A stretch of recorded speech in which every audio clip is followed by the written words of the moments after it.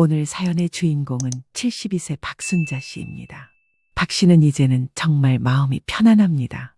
그런 박 씨에게는 사실 얼마 전까지 며느리가 몰래 준비했던 계획을 알고 속 끓는 속사정이 있었죠. 도대체 박 씨에게 무슨 사연이 있었던 걸까요? 새벽 5시, 아직 어둠이 채 가시지 않은 시간이었습니다. 박순자는 조심스럽게 방문을 열고 나왔죠.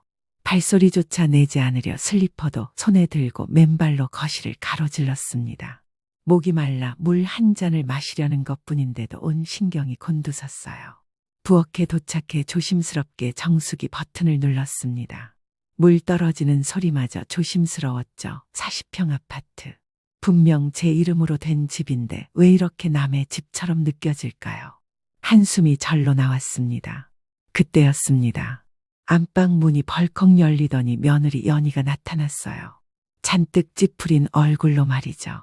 어머니, 또 발소리 때문에 잠 깼어요. 몇 번을 말씀드려야 하나요? 미안해. 목이 말라서.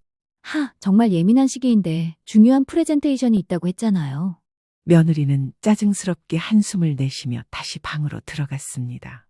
박순자는 물컵을 든 채 멍하니 서 있었죠. 언제부터였을까요?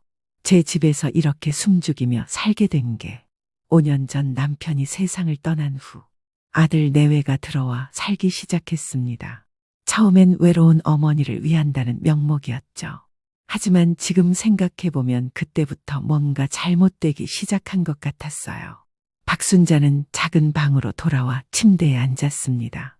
5평도 안 되는 작은 이 방이 지금 제가 머물 수 있는 유일한 공간이었죠. 안방은 당연히 아들 내외가 쓰고 큰 방은 손녀 서윤이가 썼습니다. 작은 방마저도 원래는 서재로 쓰려던 곳인데 제가 쓰게 됐다며 며느리가 얼마나 못마땅해 했는지 기억났어요. 창밖으로 동이 트기 시작했습니다. 곧 아침 준비를 해야겠다는 생각에 다시 한숨이 나왔죠.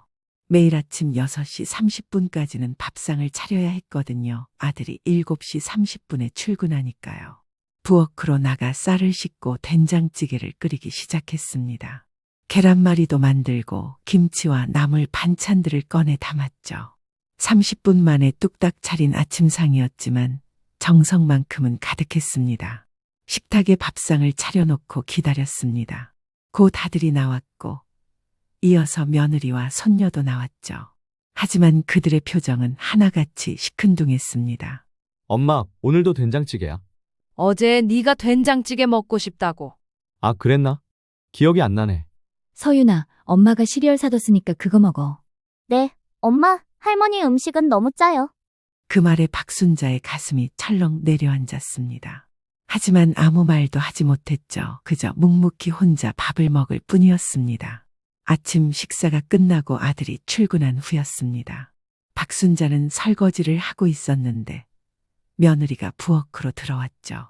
손에는 태블릿을 들고 있었습니다. 어머니, 이거 보세요. 요즘 시니어들도 다 이런 거 드신대요. 화면에는 각종 샐러드와 스무디 사진들이 가득했습니다. 며느리는 계속 말을 이어갔죠. 된장찌개나 김치찌개 같은 건 나트륨도 너무 많고 발암물질도 있대요.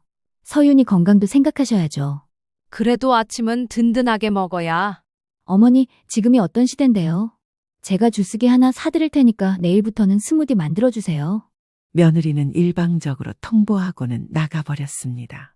박순자는 싱크대에 기댄 채 눈을 감았죠.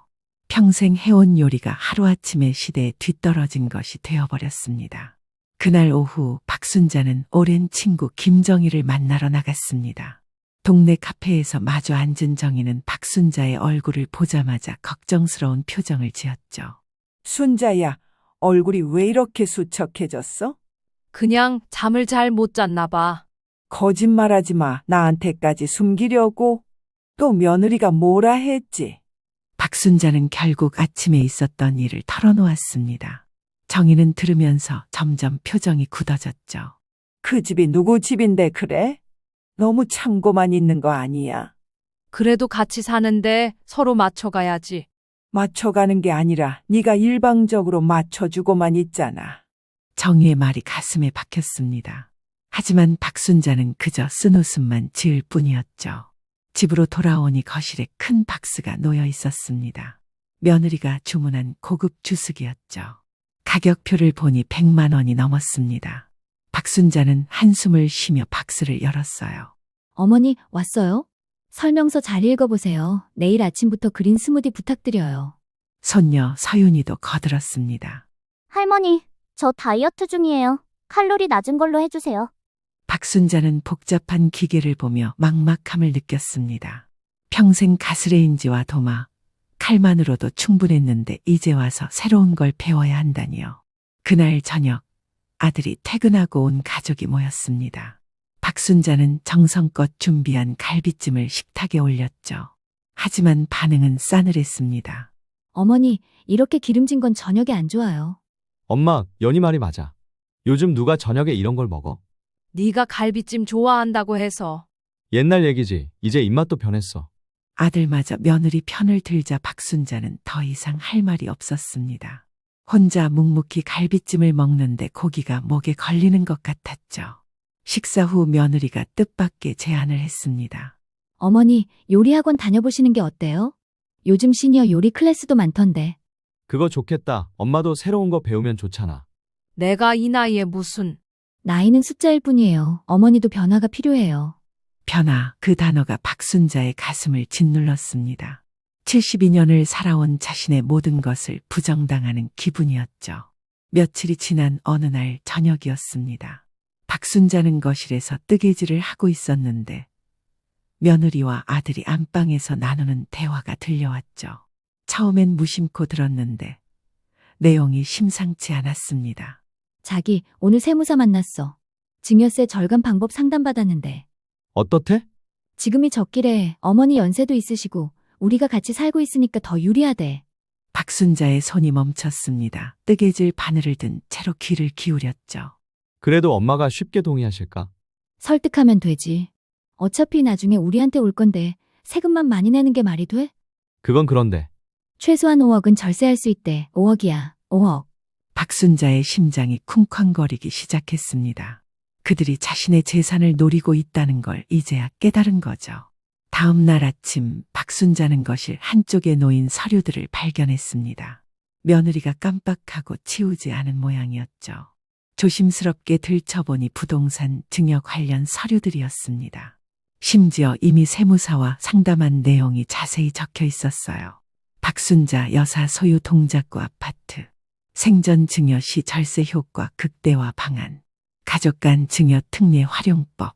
박순자는 손이 떨렸습니다. 언제 자신의 재산을 이렇게 세세하게 조사했을까요? 그때 며느리가 부엌에서 나왔습니다. 박순자는 황급히 서류를 내려놓았지만 며느리의 눈빛이 날카로워졌죠. 어머니, 뭘 보고 계세요?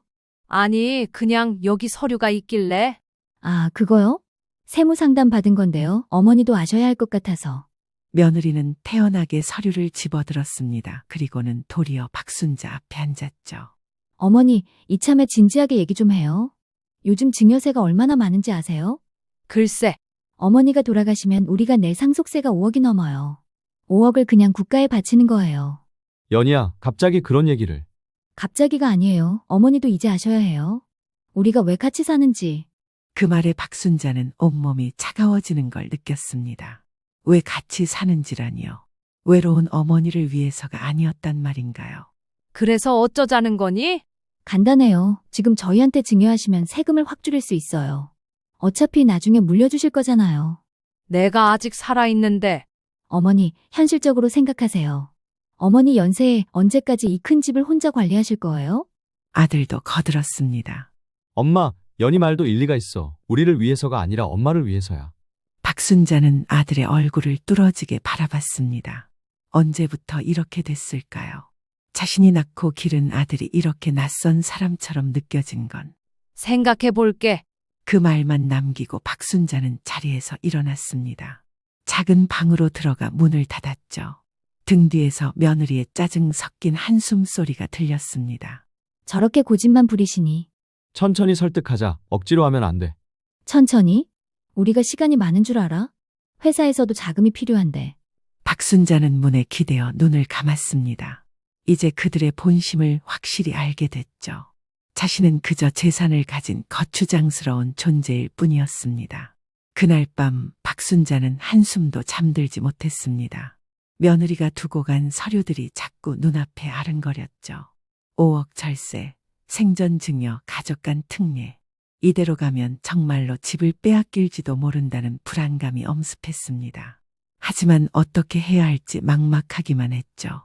혼자서는 감당하기 어려운 싸움이 시작된 것 같았습니다. 새벽녘에야 겨우 선잠에 들었는데 또다시 발소리를 조심해야 한다는 생각에 잠이 확 깼습니다. 내 집에서 이렇게 숨죽이며 사는 것도, 이제는 재산마저 빼앗기려 하는 것도 모든 게 악몽 같았죠. 하지만 박순자는 알고 있었습니다. 이건 시작에 불과하다는 것을, 앞으로 더 큰 압박이 기다리고 있을 거라는 것을 말이죠. 증여 이야기가 나온 지 일주일이 지났습니다. 박순자는 그동안 한 번도 그 이야기를 꺼내지 않았죠. 하지만 집안 분위기는 눈에 띄게 차가워졌습니다. 특히 며느리의 태도가 더욱 노골적으로 변했어요. 토요일 오전 박순자가 거실에서 TV를 보고 있을 때였습니다. 며느리가 전화를 받으며 거실로 나왔죠. 언니? 오늘 점심? 좋지, 어디서 볼까? 박순자는 TV 소리를 낮추고 조용히 앉아 있었습니다. 며느리는 아랑곳하지 않고 통화를 이어갔죠. 강남역 그 이탈리안 레스토랑. 오케이, 진우 씨랑 서윤이도 데리고 갈게. 전화를 끄는 며느리가 안방으로 들어가더니 큰 소리로 말했습니다. 자기, 오늘 점심 언니네 가족이랑 외식하기로 했어. 서윤이도 데리고 가자. 그래? 좋지. 엄마는? 어머니는 집에서 쉬시는 게 나을 것 같은데. 시끄러운 데 가시면 피곤하실 거야. 박순자의 가슴이 쿵 내려앉았습니다. 대놓고 자신만 빼고 가겠다는 거였죠. 아들이 나와서라도 함께 가자고 할 줄 알았는데. 엄마, 우리 점심 약속 있어서 나갔다 올게. 그래, 잘 다녀와. 아들은 그렇게 간단히 인사만 하고 나가버렸습니다. 손녀 서윤이는 할머니와 눈도 마주치지 않고 현관으로 향했죠. 문이 닫히고 집안이 조용해지자 박순자는 혼자 남겨진 허전함에 눈물이 핑 돌았습니다. 냉장고를 열어보니 아침에 사온 재료들이 그대로 있었어요. 가족들과 함께 먹으려고 준비한 것들이었죠. 혼자 먹기엔 너무 많았지만 그래도 점심을 해먹어야 했습니다. 식사를 마치고 설거지를 하는데 갑자기 현기증이 났습니다. 며칠 전부터 스트레스 때문인지 어지러움이 자주 찾아왔어요. 싱크대를 붙잡고 겨우 버텼죠. 그때 현관문이 열리는 소리가 들렸습니다. 뭔가 빠뜨린 게 있나 싶었는데 들어온 건 손녀 서윤이었어요. 할머니, 지갑 놓고 갔어요. 그래, 어디 있니? 찾았어요. 그런데 할머니, 괜찮으세요? 얼굴이 창백해요. 응, 괜찮아. 그냥 좀 어지러워서. 서윤이는 잠시 망설이다가 다가왔습니다. 할머니, 엄마가 일부러 할머니 안 모시고 간 거 알아요? 저도 좀 그렇긴 한데. 아니야, 할머니는 집에 있는 게 편해. 거짓말, 할머니도 같이 가고 싶으셨죠?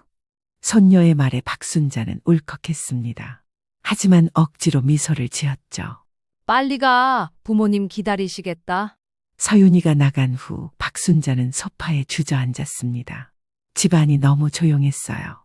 예전엔 이런 고요함이 평화롭게 느껴졌는데 지금은 그저 외로움만 가득했죠. 저녁이 되어 가족들이 돌아왔습니다. 웃고 떠들며 들어오는 그들의 모습이 마치 다른 세상 사람들 같았어요. 어머니, 저녁은 드셨어요? 우리는 배불러서 못 먹겠네요.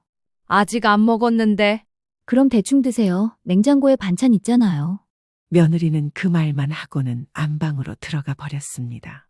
아들도 피곤하다며 따라 들어갔고 서윤이도 자기 방으로 가버렸죠. 박순자는 또다시 혼자 남았습니다. 추석이 다가왔습니다. 박순자는 명절 준비를 위해 새벽부터 일어나 장을 보러 나갔죠. 비록 가족들이 자신을 무시하더라도 명절만큼은 제대로 준비하고 싶었습니다. 무거운 장바구니를 들고 집에 돌아오니 며느리가 거실에서 전화 통화를 하고 있었어요. 엄마, 걱정 마세요. 이번엔 꼭 친정 갈게요. 시어머니? 일단 음식은 하신대요.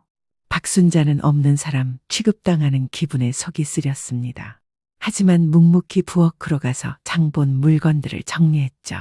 명절 전날 박순자는 하루 종일 부엌에서 음식을 준비했습니다. 전을 부치고 나무를 묻히고 갈비찜을 하고 허리가 끊어질 것 같았지만 쉴 수가 없었어요. 어머니, 전 냄새 때문에 머리 아파요. 환기 좀 시키면서 하세요. 엄마, 너무 많이 하는 거 아니야? 우리 다 못 먹어. 가족들은 도와주기는커녕 불평만 늘어놓았습니다. 박순자는 그저 알았어라고만 대답했죠. 추석 당일 아침 차례상을 차리는 것도 박순자 혼자였습니다. 며느리는 늦잠을 자고 아들은 핸드폰만 보고 있었어요. 겨우 차례를 지내고 나니 온몸이 쑤셨습니다. 점심 무렵 강진우의 여동생 가족이 방문했습니다. 박순자는 반가운 마음에 정성껏 상을 차렸죠. 하지만 식사 중에 며느리가 던진 한마디가 분위기를 얼어붙게 만들었어요. 아이고, 어머니가 음식을 너무 짜게 하셔서. 서윤이가 요즘 붓기가 안 빠진대요. 신우이가 놀란 표정으로 물었습니다. 언니, 그래도 어머니 음식 솜씨가 최고잖아요. 옛날 입맛이라서요. 요즘 사람들은 이런 거 안 먹어요. 박순자는 수저를 놓고 싶었지만 꾹 참았습니다. 식구들 앞에서 망신당하는 기분이 들었죠. 식사가 끝나고 여동생 가족이 돌아간 후 설거지는 또 박순자의 몫이었습니다. 가족들은 거실에서 TV를 보며 쉬고 있었어요. 그때 며느리가 부엌으로 와서 말했습니다. 어머니, 내년부터는 명절 음식 시켜 먹는 게 어때요? 어머니도 힘드시잖아요. 내가 할 수 있을 때까지는 하고 싶은데 고집 부리지 마세요. 시대가 변했어요. 그 말을 끝으로 며느리는 나가버렸습니다. 박순자는 싱크대에 기댄 채 한숨을 쉬었죠. 평생 해온 일마저 무의미하게 만드는 그들이 원망스러웠습니다. 저녁 가족들이 모두 잠든 후 박순자는 거실에 혼자 앉아 있었습니다. TV에서는 명절 특집 프로그램이 나오고 있었죠. 화목한 가족들의 모습이 나올 때마다 가슴이 아팠어요. 그때 핸드폰이 울렸습니다. 친구 정이었죠. 순자야, 명절 잘 보냈어? 응, 너는? 나 편하게 보냈지. 올해는 아들네가 다 알아서 하더라.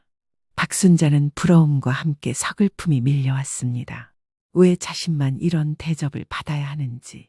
추석이 지나고 열흘쯤 지난 저녁이었습니다.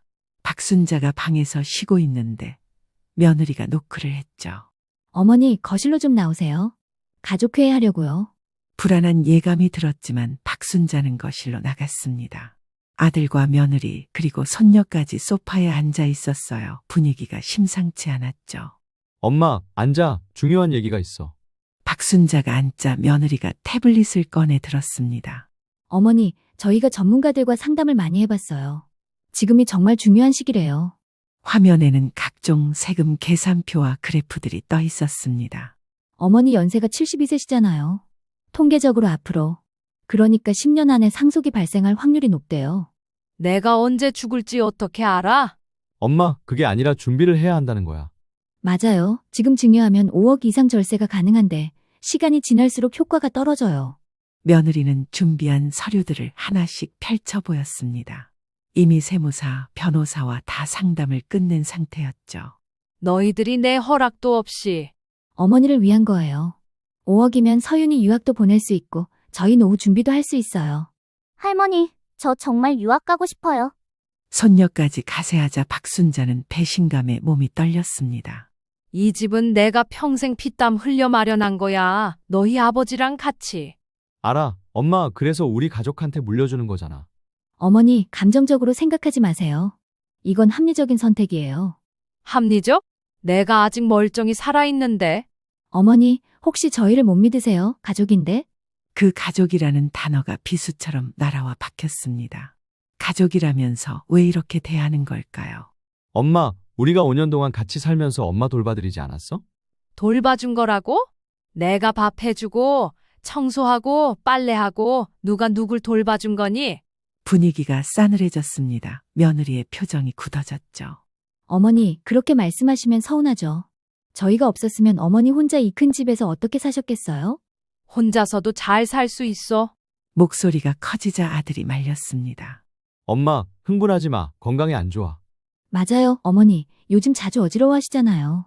혹시 치매 초기 증상일 수도 있대요. 박순자는 소스라치게 놀랐습니다. 치매라니요? 뭐, 내가 치매? 그래서 판단력이 있으실 때 정리하는 게 중요해요. 나중에 후회하지 마시고요. 박순자는 너무 어이가 없어서 말이 나오지 않았습니다. 자신을 치매 환자 취급하며 재산을 빼앗으려는 그들의 속셈이 너무나 뻔히 보였죠. 됐어. 더는 듣고 싶지 않아. 박순자가 일어서려 하자 며느리가 날카롭게 말했습니다. 어머니, 도망가지 마세요. 이건 피할 수 없는 문제예요. 엄마, 일주일만 시간을 줄게. 잘 생각해봐. 생각할 것도 없어. 안 해. 그럼 저희도 방법이 있어요. 법적으로도. 그 위협적인 말투에 박순자는 온몸이 차가워졌습니다. 하지만 꿋꿋이 말했죠. 맘대로 해봐. 내가 두고 볼 것 같아? 그 말을 남기고 박순자는 비틀거리며 방으로 들어갔습니다. 문을 닫고 나니 다리에 힘이 풀렸어요. 침대에 주저앉아 가슴을 쓸어내렸죠. 문 밖에서 며느리의 짜증 섞인 목소리가 들렸습니다. 저 고집 좀 봐. 좋게 얘기해도 안 통해. 천천히 설득하자고 했잖아. 천천히? 우리 회사 상황 알잖아. 투자금 마련 못하면. 그들의 대화가 멀어져 갔습니다. 박순자는 침대에 누워 천장을 바라봤어요. 이제 정말 심각한 상황이 됐다는 걸 알았습니다. 법적으로까지 나온다면 혼자서는 막을 수 없을지도 모른다는 두려움이 엄습했죠. 하지만 한 가지는 확실했습니다. 절대로 그들의 요구에 굴복하지 않을 거라는 것. 이 집은 남편과 함께 일궈온 삶의 전부였으니까요. 가족회의가 있은 지 사흘째 되는 날 아침이었습니다. 박순자는 평소보다 일찍 일어나 화장실로 향했죠. 며느리가 출근 준비로 바쁜 시간이라 조심스럽게 움직였습니다. 화장실 문을 열려는 순간 안에서 며느리의 목소리가 들렸어요. 전화 통화 중인 것 같았죠. 네, 선생님, 서류는 다 준비했어요. 노인성 건망증이 심하다고 써주시면 될 것 같아요. 박순자는 숨을 죽였습니다. 노인성 건망증이라니 대체 무슨 이야기를 하는 걸까요? 아니요, 치매 진단은 너무 센 것 같고요. 일단 인지능력 저하 정도로. 네, 맞아요. 성년후견 신청할 때 필요하다고 들었어요. 성년후견이라는 단어에 박순자의 온몸이 얼어붙었습니다. 법적으로 자신의 행위 능력을 제한하려는 계획이었던 거죠. 화장실 문이 열리고 며느리가 나왔습니다. 박순자와 마주친 며느리의 얼굴이 순간 굳었다가 이내 태연한 표정을 지었어요. 어머니, 일찍 일어나셨네요? 화장실 좀. 아, 네, 저 다 썼어요. 며느리는 황급히 안방으로 들어갔습니다. 박순자는 화장실에 들어가 변기 뚜껑을 내리고 앉았죠. 다리가 후들거려 서 있을 수가 없었습니다. 방금 들은 내용이 머릿속을 맴돌았어요. 병원과 짜고 거짓 진단서를 만들려는 거였습니다. 자신을 정신적으로 문제가 있는 사람으로 만들어 재산을 빼앗으려는. 화장실에서 나온 박순자는 부엌으로 가다가 멈췄습니다. 거실 휴지통에 구겨진 종이가 보였거든요. 평소 같으면 그냥 지나쳤을 텐데 오늘은 왠지 확인해보고 싶었죠. 조심스럽게 종이를 펴보니 병원 상담 예약 확인서였습니다. 신경정신과 노인 상담 클리닉이라는 글자가 선명했죠. 예약자명은 최연희, 상담 대상자는 박순자. 하지만 자신은 동의한 적이 없었습니다. 손이 떨렸습니다. 며느리가 자신도 모르게 병원 예약을 해놓은 거였어요. 날짜를 보니 바로 내일이었죠. 박순자는 서둘러 그 종이를 주머니에 넣었습니다. 그리고 아무 일 없었다는 듯 아침 준비를 시작했어요. 하지만 머릿속은 복잡했죠. 어떻게 대처해야 할까? 아침 식사 시간, 며느리가 밝은 표정으로 말했습니다. 어머니, 내일 병원 가시는 거 잊지 마세요. 병원? 무슨 병원? 건강검진이요. 제가 예약해드렸잖아요. 어머니 연세에는 정기검진이 중요해요. 맞아. 엄마 꼭 가야 해. 우리가 같이 갈게. 박순자는 속으로 냉소했습니다. 건강검진이라니 거짓말도 참 그럴듯하게 하는군요. 내일은 약속이 있어서. 어머니, 건강보다 중요한 약속이 어디 있어요? 꼭 가셔야 해요. 그 단호한 말투에 박순자는 더 이상 거부하기 어려웠습니다. 일단 알았다고 대답했죠. 그날 오후 박순자는 며느리가 회사에 가고 집이 조용해지자 서둘러 외출 준비를 했습니다. 친구 김정희를 만나야 했어요. 이 상황을 혼자 감당하기엔 너무 벅찼거든요. 약속 장소인 찻집에 도착하니 정희가 먼저 와 있었습니다. 순자야, 전화로 급하다고 해서 놀랐어. 무슨 일이야? 박순자는 오늘 아침에 있었던 일을 자세히 설명했습니다. 진료 예약서도 보여줬죠. 정희의 얼굴이 점점 굳어졌어요. 이건 정말 심각한 일이야. 성년후견 제도를 악용하려는 거잖아. 성년후견이 뭔데? 쉽게 말하면 정신적으로 판단 능력이 부족한 사람을 위해 후견인을 정하는 제도야. 문제는 이게 악용되면 정희는 잠시 말을 멈췄다가 이어갔습니다. 내가 법조계에서 일할 때도 이런 사례를 봤어. 멀쩡한 노인을 치매 환자로 만들어서 재산을 빼앗는 정말 나쁜 사람들이야. 그럼 어떻게 해야 해? 일단 증거를 모아야 해. 그리고 믿을 만한 병원에서 제대로 된 검사를 받아도 네가 정상이라는 걸 증명할 수 있게. 정희는 가방에서 작은 녹음기를 꺼냈습니다. 이거 가지고 다녀. 중요한 대화는 다 녹음해도. 그리고 정희는 스마트폰을 꺼내 뭔가를 보여줬어요. 이렇게 녹음 앱도 있어. 순자야, 이제 네가 스스로를 지켜야 해. 박순자는 녹음기를 받아들었습니다. 이런 걸 써야 한다는 게 서글펐지만 선택의 여지가 없었죠. 집으로 돌아온 박순자는 조심스럽게 집안 곳곳을 살폈습니다. 혹시 또 다른 증거가 있을지도 모른다는 생각에서였죠. 며느리 방 앞을 지나는데 문이 살짝 열려 있었습니다. 평소엔 항상 잠겨 있었는데 박순자는 망설이다가 조심스럽게 안을 들여다봤어요. 책상 위에 서류 뭉치가 놓여 있었습니다. 그중에 부동산 담보대출 상담이라는 제목이 보였죠. 자세히 보니 이 아파트를 담보로 대출을 알아본 내용이었습니다. 박순자는 재빨리 스마트폰으로 사진을 찍었습니다. 정희가 가르쳐준 대로였죠. 그때 현관문 열리는 소리가 들렸어요. 서윤이가 학교에서 돌아온 것 같았습니다. 박순자는 서둘러 방을 나와 부엌으로 갔습니다. 가슴이 두근거렸지만 태어난 척했죠. 할머니, 저 왔어요.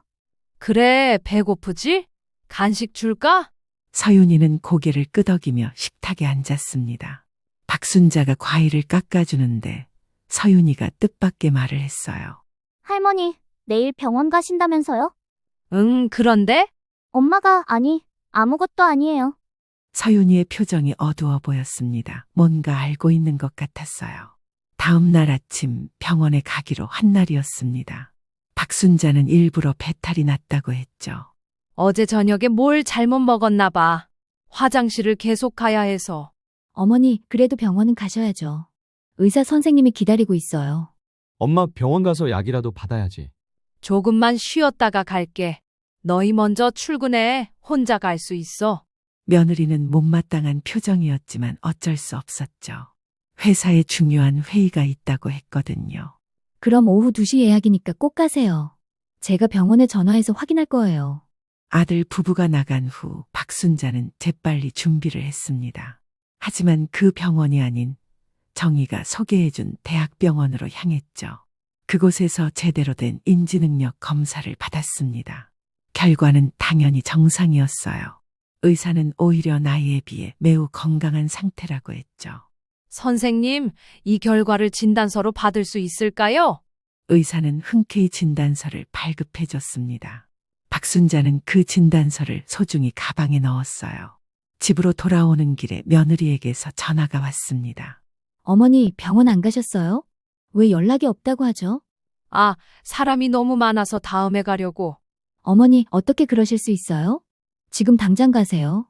알았어, 지금 가는 중이야. 전화를 끊고 박순자는 씁쓸하게 웃었습니다. 거짓말에 거짓말을 더하는 자신이 싫었지만 어쩔 수 없었죠. 그날 저녁 집에 돌아온 며느리의 표정이 심상치 않았습니다. 어머니, 병원에서 검사 결과가 어떻게 나왔어요? 아직 안 나왔대. 다음 주에 다시 오래. 며느리는 의심스러운 눈빛으로 박순자를 바라봤습니다. 그때 며느리의 핸드폰이 울렸어요. 여보세요? 아, 선생님, 네? 오늘 안 왔다고요? 박순자는 태어난 척했지만 내심 긴장했습니다. 며느리의 얼굴이 불그락푸르락 변했죠. 아, 알겠습니다. 다시 예약할게요. 전화를 끊은 며느리가 날카로운 목소리로 물었습니다. 어머니, 정말 병원 가신 거 맞아요? 그럼 내가 거짓말을 왜 해? 그런데 왜? 그때 강진우가 끼어들었습니다. 연희야, 엄마가 갔다는데 뭘 그렇게 따져. 병원이 실수했나 보지.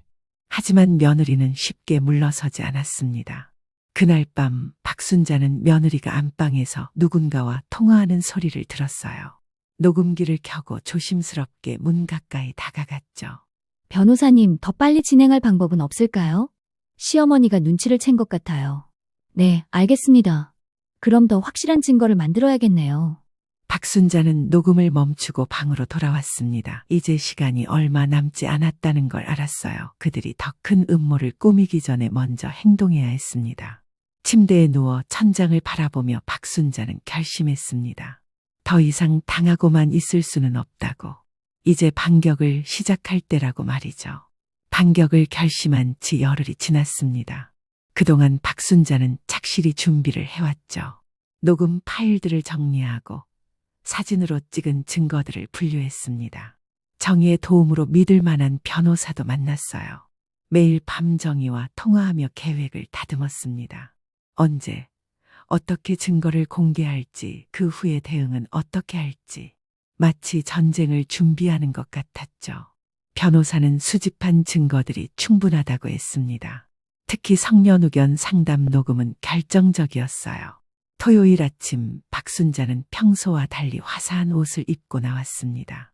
거실에서 신문을 보던 아들이 놀란 표정으로 쳐다봤죠. 엄마, 오늘 무슨 날이야? 옷이 예쁘네. 그냥 기분이 좋아서 오늘 저녁에 특별한 음식 해줄까? 온 가족이 모여서 먹으면 좋겠는데. 아들의 눈빛이 반짝였습니다. 혹시 어머니가 마음을 바꾼 건 아닐까 하는 기대감이었죠. 그래, 좋지. 연희야, 들었어? 안방에서 나온 며느리도 의외라는 표정이었습니다. 어머니가 특별 요리를 해주신다고요? 무슨 바람이 불었어요? 그동안 서로 감정이 상했잖아. 오늘은 맛있는 거 먹고 좋은 얘기나 하자.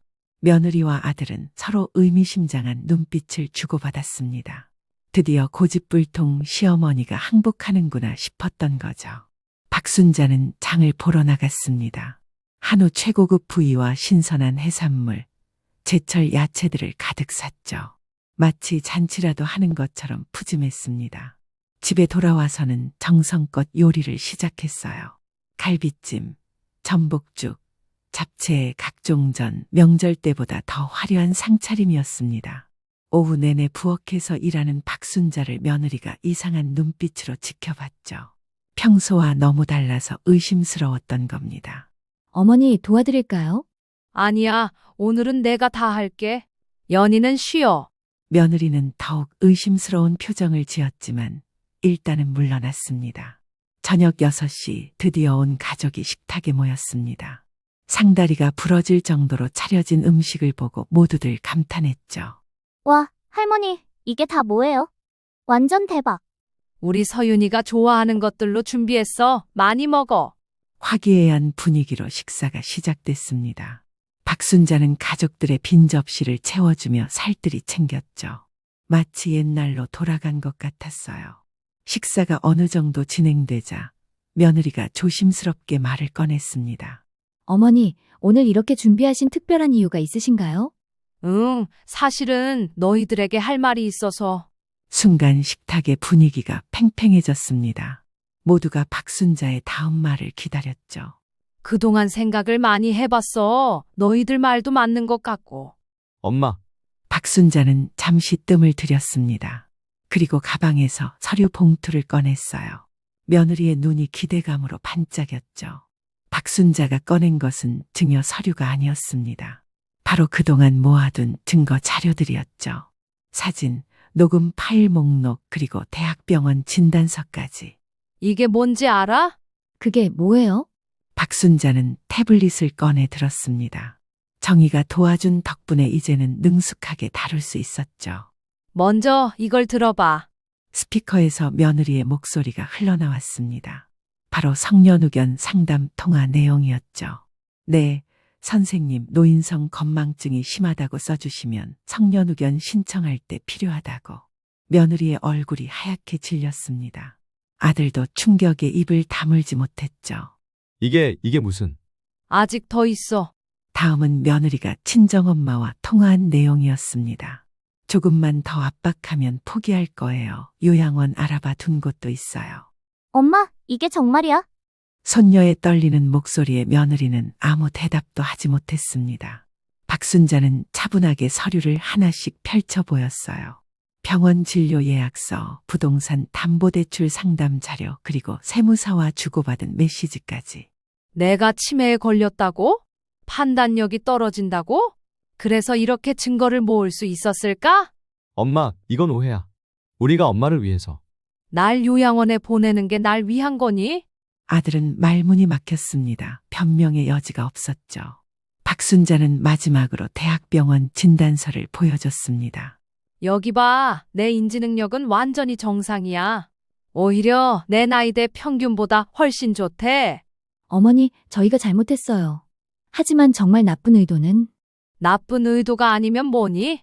멀쩡한 사람을 정신병자로 만들려고 한 게 박순자의 목소리가 높아졌습니다. 그동안 쌓였던 분노가 터져나왔죠. 내가 그렇게 만만해 보였니? 평생 고생해서 마련한 집을 너희들이 빼앗으려고 했다는 게 믿기지가 않아.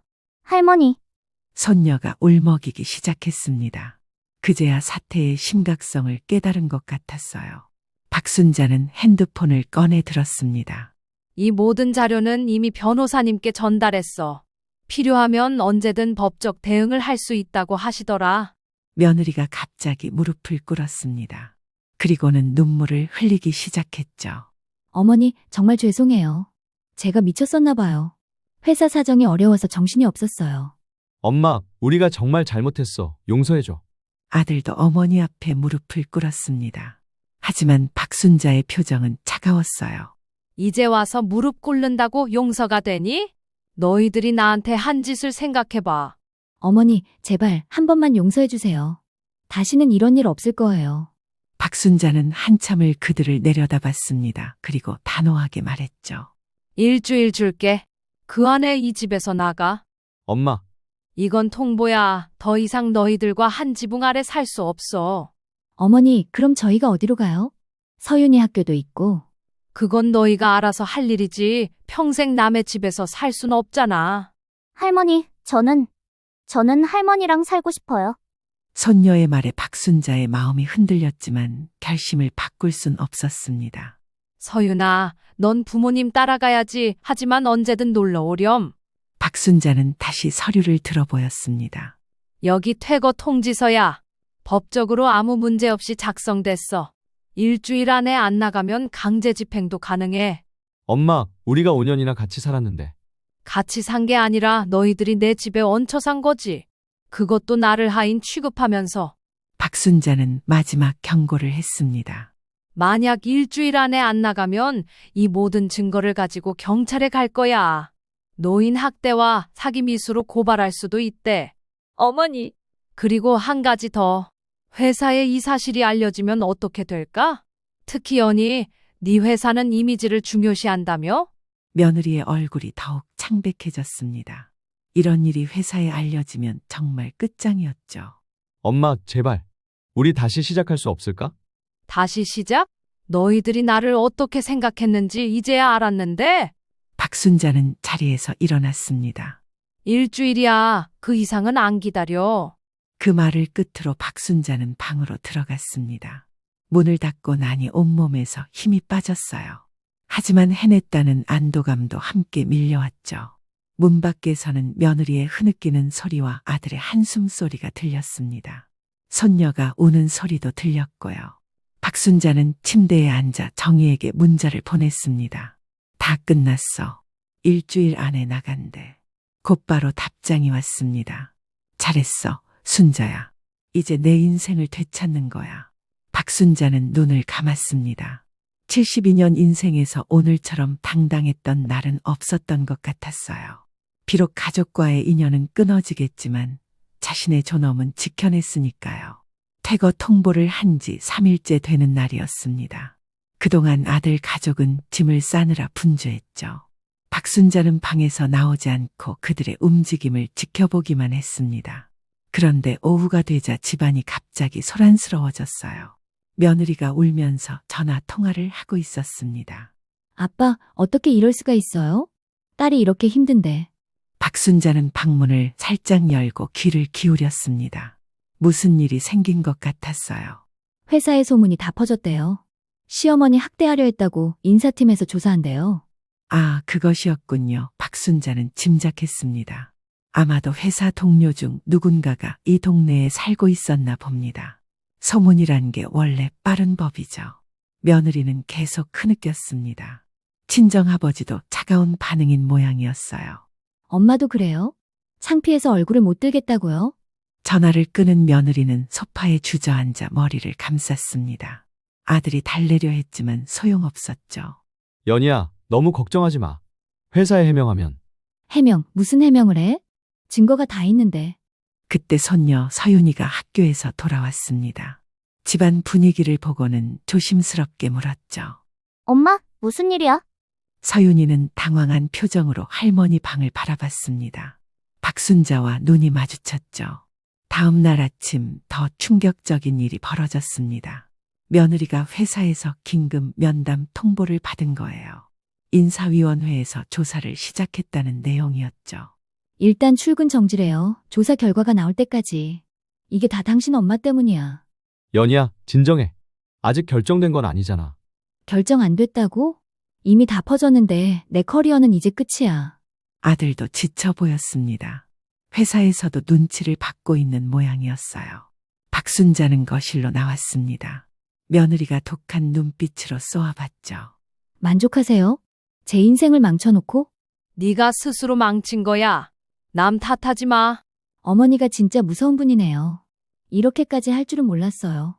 나도 몰랐어. 내 며느리가 날 요양원에 보내려 했을 줄은. 며느리는 더 이상 말하지 못하고 안방으로 들어가 버렸습니다. 문 닫는 소리가 요란했죠. 저녁이 되자 친정 부모님이 찾아왔습니다. 박순자에게 사과하러 온 것이었어요. 며느리의 어머니가 고개를 숙이며 말했습니다. 사돈, 정말 죄송합니다. 저희 딸이 큰 잘못을 했네요. 어떻게 사과드려야 할지. 박순자는 담담하게 대답했습니다. 사과는 됐어요. 그저 제 시간에 나가주기만 하면 돼요. 친정어머니는 눈물을 글썽이며 돌아갔습니다. 딸의 잘못이 너무나 명백했기에 더 이상 할 말이 없었던 거죠. 퇴거 기한이 이틀 남은 날, 아들이 박순자를 찾아왔습니다. 그동안 피하기만 했는데 이제야 제대로 대화를 하려는 것 같았어요. 엄마, 잠깐 얘기 좀 해요. 할 말 있으면 여기서 해. 아들은 거실 바닥에 무릎을 꿇고 앉았습니다. 그리고는 고개를 깊이 숙였죠. 엄마, 정말 죄송해요. 제가 너무 못났어요. 이제 와서. 알아요. 변명의 여지가 없다는 거. 하지만 엄마, 저도 몰랐어요. 연희가 그런 계획을 하고 있었는지. 박순자는 한숨을 쉬었습니다. 아들의 가장 큰 잘못은 바로 그거였죠. 아내의 잘못된 행동을 방관하고 동조했다는 것. 몰랐다고? 정말 몰랐니? 내가 작은 방에서 눈치 보며 사는 걸 보고도? 엄마가 새벽에 물 한 잔 마시는 것도 눈치 봐야 했어. 네가 정말 몰랐다고? 아들은 대답하지 못했습니다. 알면서도 모른 척했던 거죠. 엄마, 제가 정말 잘못했어요. 아들 자격이 없어요. 그래, 이제야 아는구나. 그때 손녀 서윤이가 다가왔습니다. 눈이 퉁퉁 부어 있었어요. 할머니, 저도 죄송해요. 그동안 할머니한테 너무 못되게 굴었어요. 서윤아, 할머니 음식이 짜다고 했잖아요. 사실은 정말 맛있었는데 엄마가 그렇게 말하라고 해서. 서윤이의 고백에 박순자는 가슴이 아팠습니다. 어린 손녀까지 이용한 며느리가 원망스러웠죠. 엄마, 한 번만 기회를 주면 안 될까요? 정말 새 사람이 될게요. 진우야, 넌 45살이야. 이제 독립해야 할 나이지. 하지만 엄마 혼자 계시면. 내가 언제 외롭다고 했니? 너희들이 있을 때가 더 외로웠어. 그 말에 아들은 눈물을 흘렸습니다. 어머니의 외로움을 이제야 이해한 것 같았어요. 엄마, 그래도 우리 가끔은 볼 수 있겠죠? 그건 나중에 생각해보자. 아들은 더 이상 말하지 못하고 일어났습니다. 무릎을 꿇고 있던 자리에는 눈물 자국이 남아 있었죠. 그날 밤 박순자는 아들이 쓴 편지를 발견했습니다. 방문 밑으로 밀어 넣은 것이었어요. 엄마, 그동안 정말 죄송했습니다. 엄마가 저희를 위해 얼마나 희생했는지 이제야 깨달았어요. 좋은 아들이 되지 못해 죄송합니다. 언젠가는 용서받을 수 있을까요? 사랑합니다, 엄마. 박순자는 편지를 읽으며 복잡한 심정이었습니다. 화가 나면서도 한편으론 안쓰러웠죠. 하지만 결심은 변하지 않았습니다. 드디어 이사 날이 되었습니다. 이삿짐 트럭이 아파트 앞에 대기하고 있었죠. 아들 가족은 조용히 짐을 옮겼습니다. 동네 사람들이 구경 나와 수군거렸어요. 무슨 일인지 대충 아는 눈치였죠. 며느리는 고개를 들지 못하고 짐만 날랐습니다. 박순자는 현관문 앞에 서서 그들을 지켜봤습니다. 5년간의 동거가 이렇게 끝나는구나 싶어 씁쓸했죠. 마지막 짐을 옮기고 난 뒤 아들 가족이 현관 앞에 섰습니다. 작별 인사를 하려는 것 같았어요. 엄마 그동안 정말 죄송했어요. 어머니, 저도 죄송해요. 며느리도 마지못해 고개를 숙였습니다. 진심은 아니었겠지만 그래도 형식적인 사과는 했죠. 할머니, 정말 죄송해요. 그리고 사랑해요. 손녀의 말에 박순자는 잠시 마음이 흔들렸습니다. 서윤아, 공부 열심히 하고 가끔 보자. 네, 할머니, 꼭 찾아뵐게요.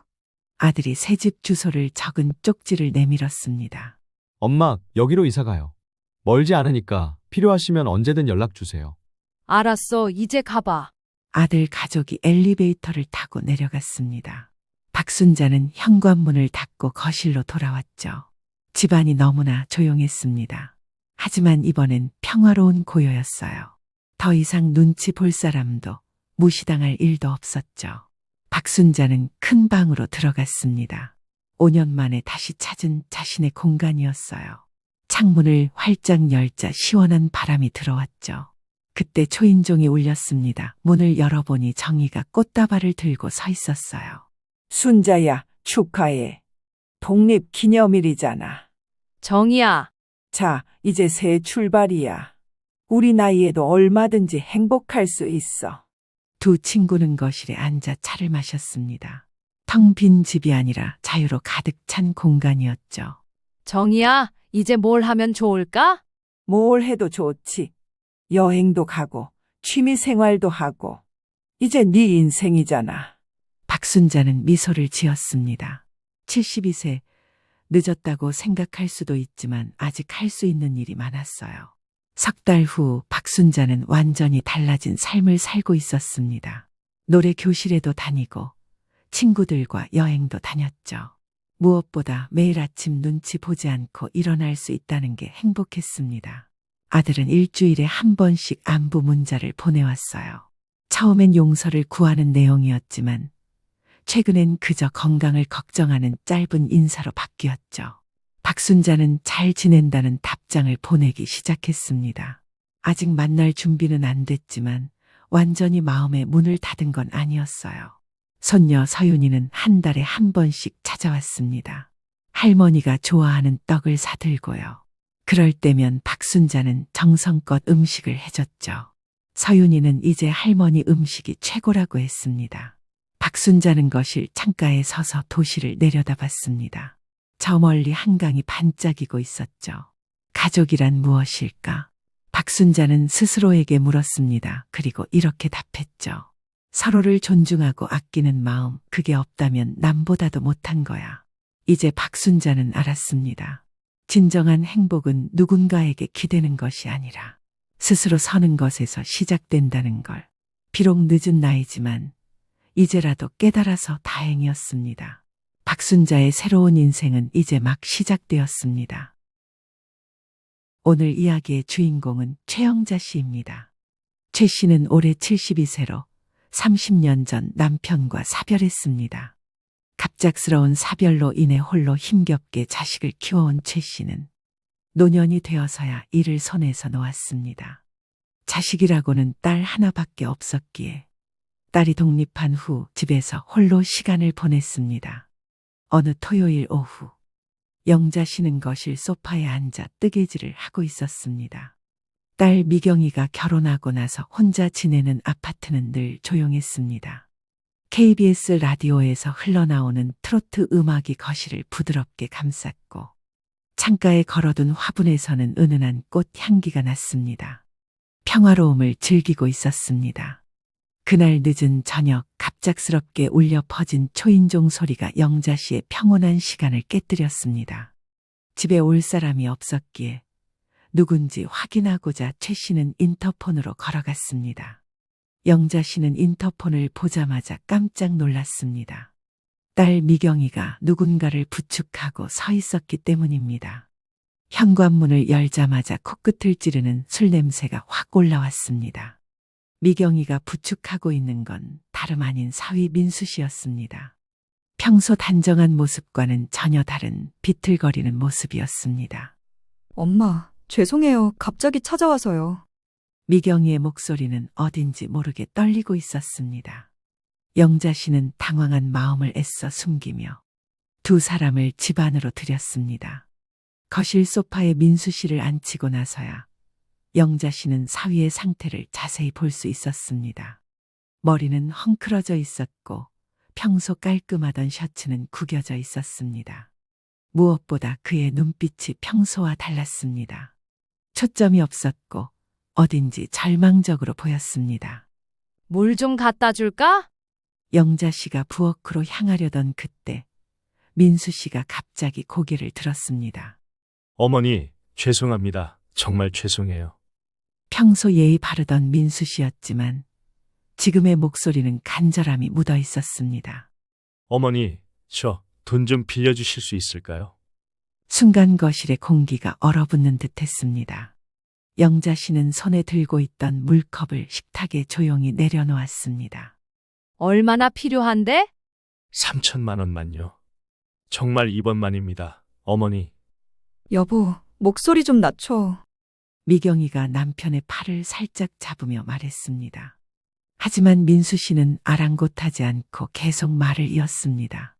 어머니, 사업이 새로운 기회가 생겼는데 이번에 돈이 정말 급하게 되었어요. 이번에 이번 주 안에 돈을 마련하지 못하면 저희가 정말 어려움이 있어서요. 영자 씨는 딸의 얼굴을 바라보았습니다. 미경이는 고개를 푹 숙인 채 아무 말도 하지 않고 있었습니다. 미경아, 너는 어떻게 생각하니? 엄마, 저희도 어쩔 수 없어서 이렇게 온 거예요. 다른 방법이 정말 없어요. 딸의 목소리에는 애원하는 기색이 역력했습니다. 영자 씨는 가슴이 답답해지는 느낌을 받았습니다. 30년 전 남편이 세상을 떠난 후 영자 씨는 딸 하나만 바라보며 살아왔습니다. 딸이 좋은 사람 만나 결혼할 때까지 평생 모은 돈으로 전세금까지 마련해 주었습니다. 어머니, 딱 한 달만 빌려주시면 이자까지 붙여서 갚겠습니다.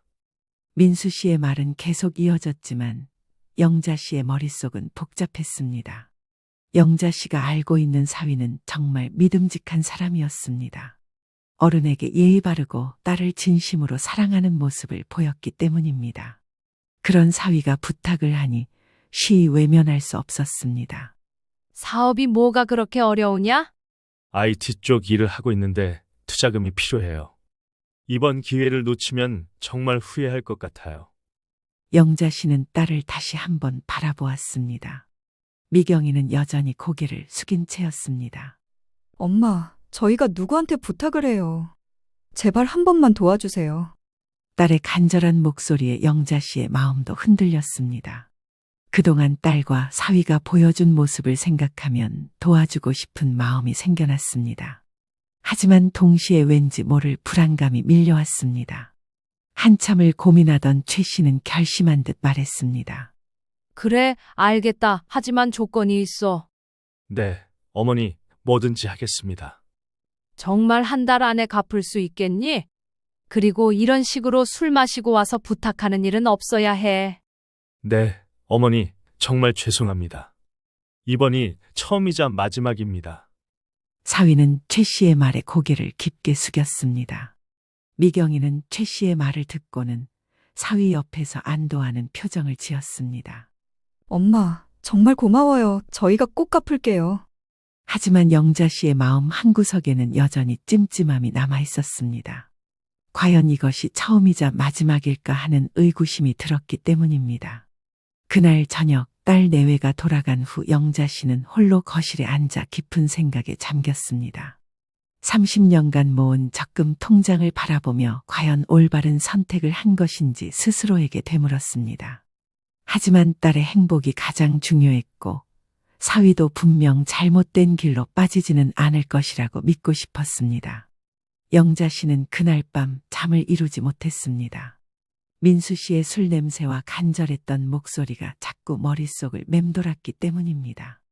다음 날 일요일 아침, 영자 씨는 평소보다 일찍 일어나 차를 끓였습니다. 따뜻한 차를 마시며 어제 일을 곰곰이 생각하던 중 문득 3년 전 딸의 결혼식 날이 떠올랐습니다. 그때는 정말 좋았습니다. 인사하러 왔던 민수 씨는 예비 사위로서 완벽했습니다. 첫 만남부터 예의 바르고 정중했던 사위의 모습이 아직도 생생했습니다. 처음 인사하러 왔을 때 사위는 정장을 단정하게 차려입고 손에는 고급 한과 선물을 들고 왔었습니다. 그때 민수 씨는 정말 의젓했습니다. 무릎을 꿇고 정중하게 인사를 드렸고 영자 씨에게 깊은 인상을 남겼습니다.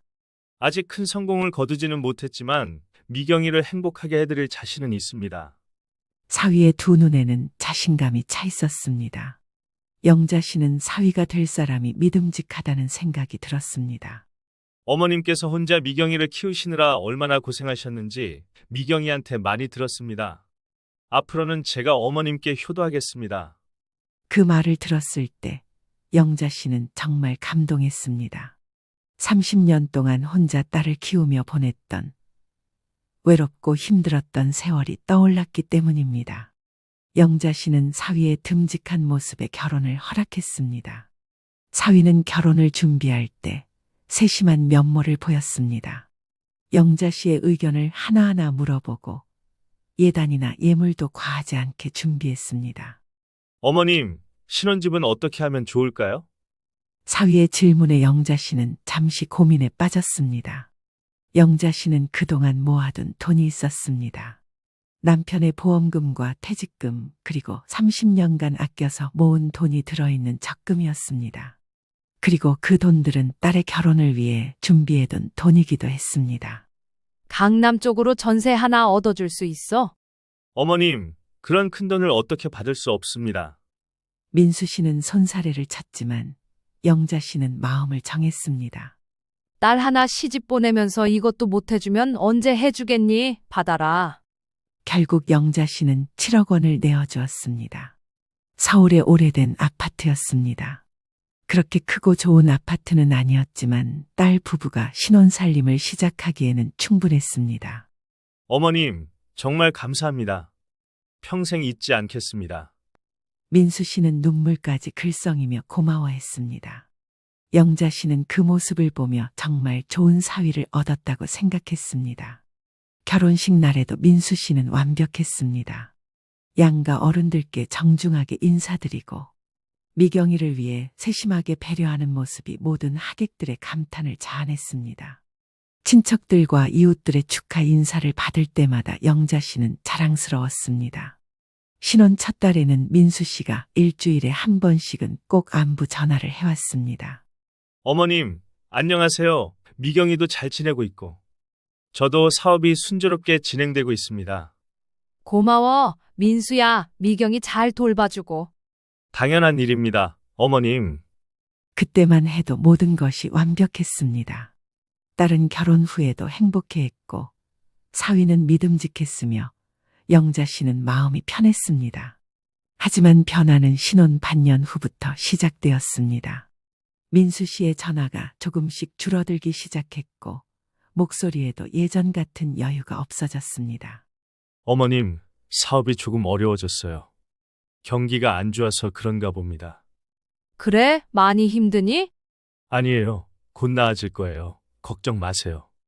그때까지만 해도 영자 씨는 대수롭지 않게 생각했습니다. 사업이라는 게 원래 잘 될 때가 있으면 안 될 때가 있었기 때문입니다.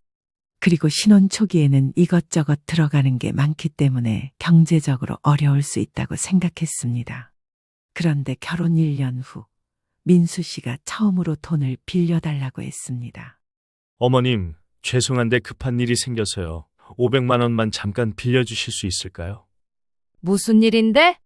사업 자금이 조금 부족해서요. 다음 달에 바로 갚겠습니다.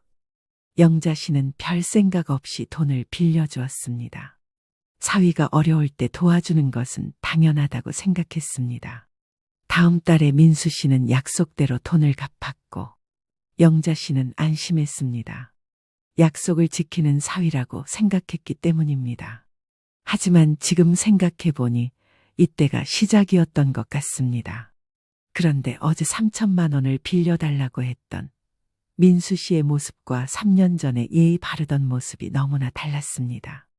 영자 씨는 앨범을 덮고 깊은 한숨을 내쉬었습니다. 과연 무엇이 민수 씨를 이렇게 변하게 만든 것일까?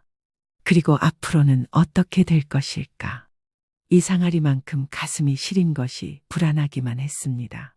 그렇게 시간이 흘러 영자 씨가 민수 씨에게 3천만 원을 빌려준 지 한 달 반이 지났습니다. 약속했던 한 달은 이미 지났지만 사위로부터는 아무런 연락이 없었습니다. 화요일 오후 영자 씨는 이웃 복순 씨와 함께 아파트 단지 내 마트에서 장을 보고 있었습니다. 복순 씨는 영자 씨보다 4살 어렸지만 같은 아파트에 10년째 살고 있어서 가장 가까운 이웃이었습니다. 영자 언니, 사위는 요즘 어떻게 지내? 지난번에 술 취해서 온다더니 그 뒤로 소식이 없네. 영자 씨는 복순 씨에게 자세한 얘기를 하지 않았지만 사위가 술을 마시고 왔던 것은 알고 있었습니다. 그냥 사업이 좀 어렵다고 하더라고. 요즘 젊은 사람들이 사업한다고 하면서 이상한 일 많이 한다던데. 너무 믿지는 말고. 복순 씨의 말에 영자 씨는 씁쓸한 미소를 지었습니다. 하지만 속으로는 복순 씨의 말이 신경 쓰였습니다. 예전이었다면 우리 사위는 달라라고 말했겠지만 지금은 그런 말을 할 수 없었습니다. 그날 저녁 8시쯤 미경이에게서 전화가 왔습니다. 엄마, 안녕하세요. 그래, 미경아, 잘 지내고 있니? 네, 엄마, 그런데 혹시 시간 있으시면 저희 집에 한번 오실 수 있어요? 딸의 목소리가 평소와 달랐습니다. 어딘지 모르게 조심스럽고 무거운 느낌이었습니다. 평소라면 엄마하고 밝게 이야기할 텐데 오늘은 차분한 것이 이상했습니다. 최 씨는 걱정스러운 마음에 딸에게 말했습니다. 무슨 일인데? 전화로 말하면 안 되니? 아니에요. 그냥 얼굴 보고 싶어서요. 저녁도 같이 드셔요. 영자 씨는 뭔가 좋지 않은 일이 생겼다는 직감이 들었습니다. 하지만 딸이 오라고 하는데 거절할 수는 없었습니다. 그래, 알겠다. 내일 저녁에 갈게. 다음 날 저녁, 영자 씨는 딸의 집으로 향했습니다. 지하철을 타고 가면서도 마음이 편하지 않았습니다. 뭔가 안 좋은 얘기를 들을 것 같은 예감이 들었기 때문입니다. 딸의 집에 도착하니 미경이가 현관에서 기다리고 있었습니다. 엄마, 오셨어요. 들어오세요. 거실에는 민수 씨가 앉아 있었습니다. 지난번과는 달리 깔끔하게 정장을 입고 있었지만 표정이 어둡고 무거웠습니다. 어머님, 안녕하십니까? 민수 씨가 일어나서 인사를 했지만 목소리에는 기운이 없었습니다. 영자 씨는 소파에 앉으며 두 사람의 표정을 살폈습니다. 저녁은 먹었니? 네, 엄마, 저희는 먹었어요. 엄마 것만 준비해뒀어요. 미경이가 부엌에서 저녁상을 차려왔습니다. 평소 딸이 좋아하는 반찬들이었지만 영자 씨는 식욕이 나지 않았습니다. 식사를 마치고 차를 마시고 있을 때 사위가 조심스럽게 먼저 입을 열었습니다. 어머님, 지난번에 빌린 돈 말씀인데요. 영자 씨는 찻잔을 내려놓고 민수 씨를 바라보았습니다. 아, 그래. 갚을 준비됐니? 그게 죄송합니다. 조금 더 시간이 필요할 것 같아요. 영자 씨의 표정이 굳어졌습니다. 사정이 안 좋은 건 알고 있지만 먼저 내걸었던 약속을 지키지 않는다는 것이 못마땅했습니다. 언제까지? 한 달만 더 주세요. 그런데 최 씨의 말에 민수 씨가 머뭇거리며 말했습니다. 옆에 앉은 미경이가 남편의 팔을 살짝 잡아당겼습니다. 그런데 뭐? 사실은 또 급한 돈이 필요해서요. 영자 씨는 순간 화가 치밀어 올랐습니다. 빌린 돈도 갚지 않으면서 또 돈을 달라고 하는 게 이해가지 않았습니다. 얼마나? 이번에는 1,000만 원 정도요. 영자 씨는 귀를 의심했습니다. 지난번 3천만 원도 적지 않은 돈인데 이번에는 1,000만 원이라니. 영자 씨는 이건 아니지 않나 싶었습니다. 1,000만 원? 너 정신이 있니? 엄마, 목소리 좀 낮춰주세요. 미경이가 당황하며 말했지만 영자 씨는 화가 났습니다. 미경아, 너는 이게 말이 된다고 생각하니? 빌린 돈도 안 갚고 또 빌려달라고? 엄마, 저희도 어쩔 수 없어서 그래요. 민수 오빠가 정말 큰 기회를 잡았어요. 어머님, 제가 새로운 사업 파트너를 만났는데 정말 확실한 사업이에요. 이번만 도와주시면 몇 배로 갚아드릴 수 있습니다. 영자 씨는 민수 씨의 말을 믿을 수 없었습니다. 지난번에도 확실하다고 했는데 결국 갚지도 못하고 있었기 때문입니다. 무슨 사업인데 그렇게 확실하다는 거야? 인공지능 관련 사업이에요. 요즘 가장 전망이 좋은 분야거든요. 투자만 하면 바로 수익이 날 거예요. 영자 씨는 인공지능이 뭔지도 잘 모르겠고 민수 씨의 설명도 믿기지 않았습니다. 민수야, 내가 은행도 아니고 ATM 기계도 아니야. 어떻게 그렇게 쉽게 생각하니? 죄송합니다, 어머님. 하지만 정말 기회가 좋아서요. 이번을 놓치면 후회할 것 같아요. 엄마, 민수 오빠 말이 맞아요. 요즘 AI 사업이 정말 잘 된다고 하잖아요. 딸까지 남편 편을 들자 영자 씨는 더욱 화가 났습니다. 미경아, 너까지 그렇게 말하면 어떡하니? 엄마가 돈 나무인 줄 아니? 엄마, 그게 아니라. 됐어, 오늘은 답을 못하겠다. 집에 가서 생각해 볼게. 영자 씨가 자리에서 일어나자 민수 씨가 급하게 말했습니다.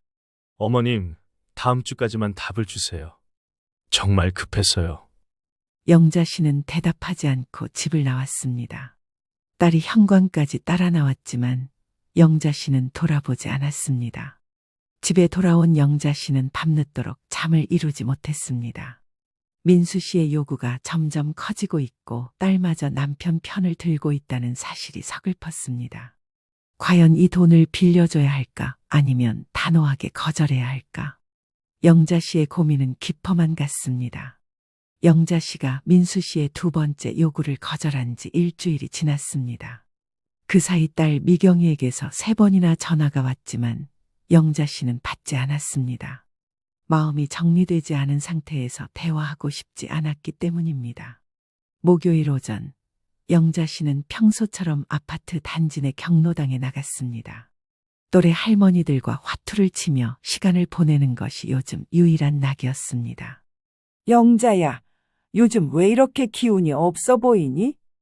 경로당에서 오래 알고 지낸 이웃 할머니가 물었습니다. 별일 아니에요. 그냥 몸이 좀 피곤해서. 영자 씨는 자세한 얘기를 하고 싶지 않았습니다. 가족 간의 일을 다른 사람들에게 털어놓기가 부끄러웠기 때문입니다. 오후 2시쯤 집으로 돌아오니 현관 앞에 딸이 서 있었습니다. 미경이는 평소와 달리 화장기 없는 얼굴로 초라해 보였습니다. 엄마, 전화를 안 받으셔서 그냥 왔어요. 들어와. 영자 씨는 딸을 집으로 들인 후 차를 끓여주었습니다. 미경이는 소파에 앉아 계속 머뭇거리고 있었습니다. 할 말이 있으면 해. 엄마, 지난번에 화내신 거 이해해요. 저도 엄마 입장에서는 기분이 안 좋으실 거라고 생각해요. 영자 씨는 대답하지 않고 딸을 바라보았습니다. 하지만 엄마, 민수 오빠가 정말 어려워해요. 며칠째 잠도 못 자고 있어요. 그게 내 탓이니? 그게 아니라 엄마가 도와주시지 않으면 정말 큰일 날 것 같아요. 영자 씨는 딸의 말을 듣고 있자니 답답했습니다. 민수 씨 걱정만 하고 정작 어머니 마음은 헤아리지 못하는 것 같았습니다. 미경아, 엄마가 은행이니? 돈을 찍어내는 기계니? 엄마, 그런 뜻이 아니에요. 하지만 엄마 아니면 저희가 누구한테 부탁을 해요. 그럼 민수가 은행에서 대출 받으면 되잖아. 은행에서 안 빌려줘요. 신용등급이 떨어져서. 영자 씨는 깜짝 놀랐습니다. 신용등급이 떨어졌다는 것은 이미 다른 곳에서 돈을 많이 빌렸다는 뜻이었습니다. 신용등급이 왜 떨어졌는데? 그게 사업 때문에 여러 군데서 돈을 빌렸거든요. 영자 씨는 점점 더 불안해졌습니다. 민수 씨의 상황이 생각보다 심각한 것 같았습니다. 얼마나 빌렸는데? 정확히는 모르지만 꽤 많이요. 딸도 남편의 빚 규모를 정확히 모르고 있다는 사실에 영자 씨는 더욱 걱정스러웠습니다. 미경아, 너도 남편이 얼마나 빚이 있는지 모르면서 어떻게 엄마한테 돈 빌려달라고 하니? 엄마, 민수 오빠를 믿어주세요. 분명히 잘 될 거예요. 너는 정말 남편만 생각하는구나. 엄마, 그게 아니라 그때 영자 씨의 휴대폰이 울렸습니다. 민수 씨에게서 온 전화였습니다. 여보세요. 어머님, 안녕하십니까? 지금 미경이가 그쪽에 있죠? 그래, 왔어. 어머님, 제가 직접 찾아뵙지 못해서 죄송합니다. 그런데 정말 급해서요. 민수 씨의 목소리는 절박했습니다. 내일까지 해결하지 못하면 정말 큰일 날 것 같아요. 제발 도와주세요. 무슨 큰일이 나는데? 사업 파트너가 기다려주지 않겠다고 해요. 내일까지 투자금을 못 구하면 계약을 취소한다고 하거든요. 영자 씨는 민수 씨의 말이 정말인지 의심스러웠습니다. 사위가 말하는 기한이나 금액이 너무 급작스럽고 조급해 보였기 때문입니다. 민수야, 네가 지금까지 얼마나 빚을 졌는지 솔직하게 말해봐. 그게 정확한 숫자는 지금 말씀드리기 어렵고요. 대충이라도 말해봐. 한 1억 5천만 원 정도요? 영자 씨는 귀를 의심했습니다. 1억 5천만 원이라니 상상도 못한 큰 돈이었습니다. 1억 5천만 원? 너 정신이 있는 거야? 엄마, 목소리 좀 낮춰주세요. 미경이가 당황하며 말했지만 영자 씨는 충격을 받았습니다. 어머님, 죄송합니다. 하지만 이번 투자만 성공하면 다 갚을 수 있어요. 민수야, 네가 지금 하는 말이 말이 되니? 1억 5천만 원이나 빚이 있으면서 또 1,000만 원을 빌려달라고? 어머님, 제발요. 이번이 마지막 기회예요. 영자 씨는 전화를 끊고 딸을 쳐다보았습니다. 미경이는 고개를 푹 숙이고 있었습니다. 미경아, 너도 네 남편이 1억 5천만 원이나 빚이 있다는 거 알고 있었니? 엄마, 저도 최근에 알았어요. 최근에 알았다고? 그럼 지금까지 속고 있었다는 거야? 민수 오빠가 저한테는 말 못하겠다고 해서. 영자 씨는 더 이상 참을 수 없었습니다. 사위는 빚더미에 앉아 있으면서 거짓말을 하고 있고 딸은 남편을 감싸기만 하고 있었습니다. 됐어. 나는 한 푼도 못 빌려줘. 엄마, 제발요. 이번만 도와주세요. 안 돼. 끝이야. 엄마, 그럼 저희는 어떡해요? 그건 너희가 알아서 해야 할 일이야. 엄마는 더 이상 모르겠어. 미경이는 한참 동안 눈물을 흘리며 애원했지만 영자 씨는 마음을 바꾸지 않았습니다. 엄마, 정말 냉정하시네요. 딸의 마지막 말에 영자 씨는 가슴이 아팠지만 더 이상 물러설 수 없었습니다. 미경아, 엄마가 냉정한 게 아니라 너가 정신을 차려야 해. 남편이 그렇게 거짓말을 해도 좋니? 엄마는 민수 오빠를 이해하려고 하지도 않으세요. 미경이는 결국 화를 내며 집을 나갔습니다. 영자 씨는 텅 빈 거실에 혼자 남아 깊은 한숨을 내쉬었습니다. 그날 밤 영자 씨는 복순 씨에게 전화를 걸었습니다. 영자야, 이 시간에 웬 전화야? 복순아, 나 좀 답답해서 그래. 시간 있으면 나와줄래? 그래, 지금 갈게. 복순 씨가 오자 영자 씨는 그동안 있었던 일을 모두 털어놓았습니다. 아이고, 영자야, 내가 뭐라고 했니? 그 사위 뭔가 이상하다고 했잖아. 그런데 이제 어떻게 해야 할까? 영자야, 네가 돈을 더 빌려주면 절대 안 돼. 끝이 없을 거야. 복순 씨의 말이 맞다는 것을 영자 씨도 알고 있었습니다. 하지만 딸을 생각하면 마음이 편하지 않았습니다. 딸이 섭섭해할 수도 있지만 지금이라도 선을 그어야 해. 안 그러면 너만 손해야. 영자 씨는 복순 씨의 조언을 들으며 마음을 굳혔습니다. 더 이상은 안 된다는 생각이 들었습니다. 영자 씨가 민수 씨의 요구를 단호하게 거절한 지 보름이 지났습니다. 그 사이 딸과는 연락이 완전히 끊어진 상태였습니다. 평소 일주일에 2~3번은 안부 전화를 하던 딸이었는데 이렇게 오랫동안 연락이 없기는 처음이었습니다. 금요일 오후 영자 씨는 이웃 복순 씨와 함께 단지 내 카페에서 차를 마시고 있었습니다. 영자야, 미경이한테서 연락 없니? 응, 없어. 아마 나한테 화가 많이 났나 봐. 그래도 딸인데 언젠가는 연락이 올 거야. 너무 걱정하지 마. 그때 영자 씨의 휴대폰이 울렸고 화면에는 딸의 이름이 떠 있었습니다. 여보세요, 미경아. 엄마, 혹시 지금 시간 있어요? 딸의 목소리는 평소와 달랐습니다. 무언가 심각한 일이 생긴 것 같았습니다. 왜, 무슨 일인데? 엄마, 저희 집으로 좀 와주실 수 있어요? 민수 오빠가 이상해요. 영자 씨는 딸의 목소리에서 두려움을 느꼈습니다. 뭐가 이상한데? 딸의 목소리에 영자 씨마저 두려움을 느꼈습니다.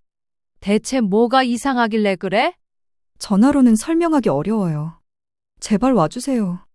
영자 씨는 복순 씨에게 급한 일이 생겼다고 말하고 서둘러 딸의 집으로 향했습니다.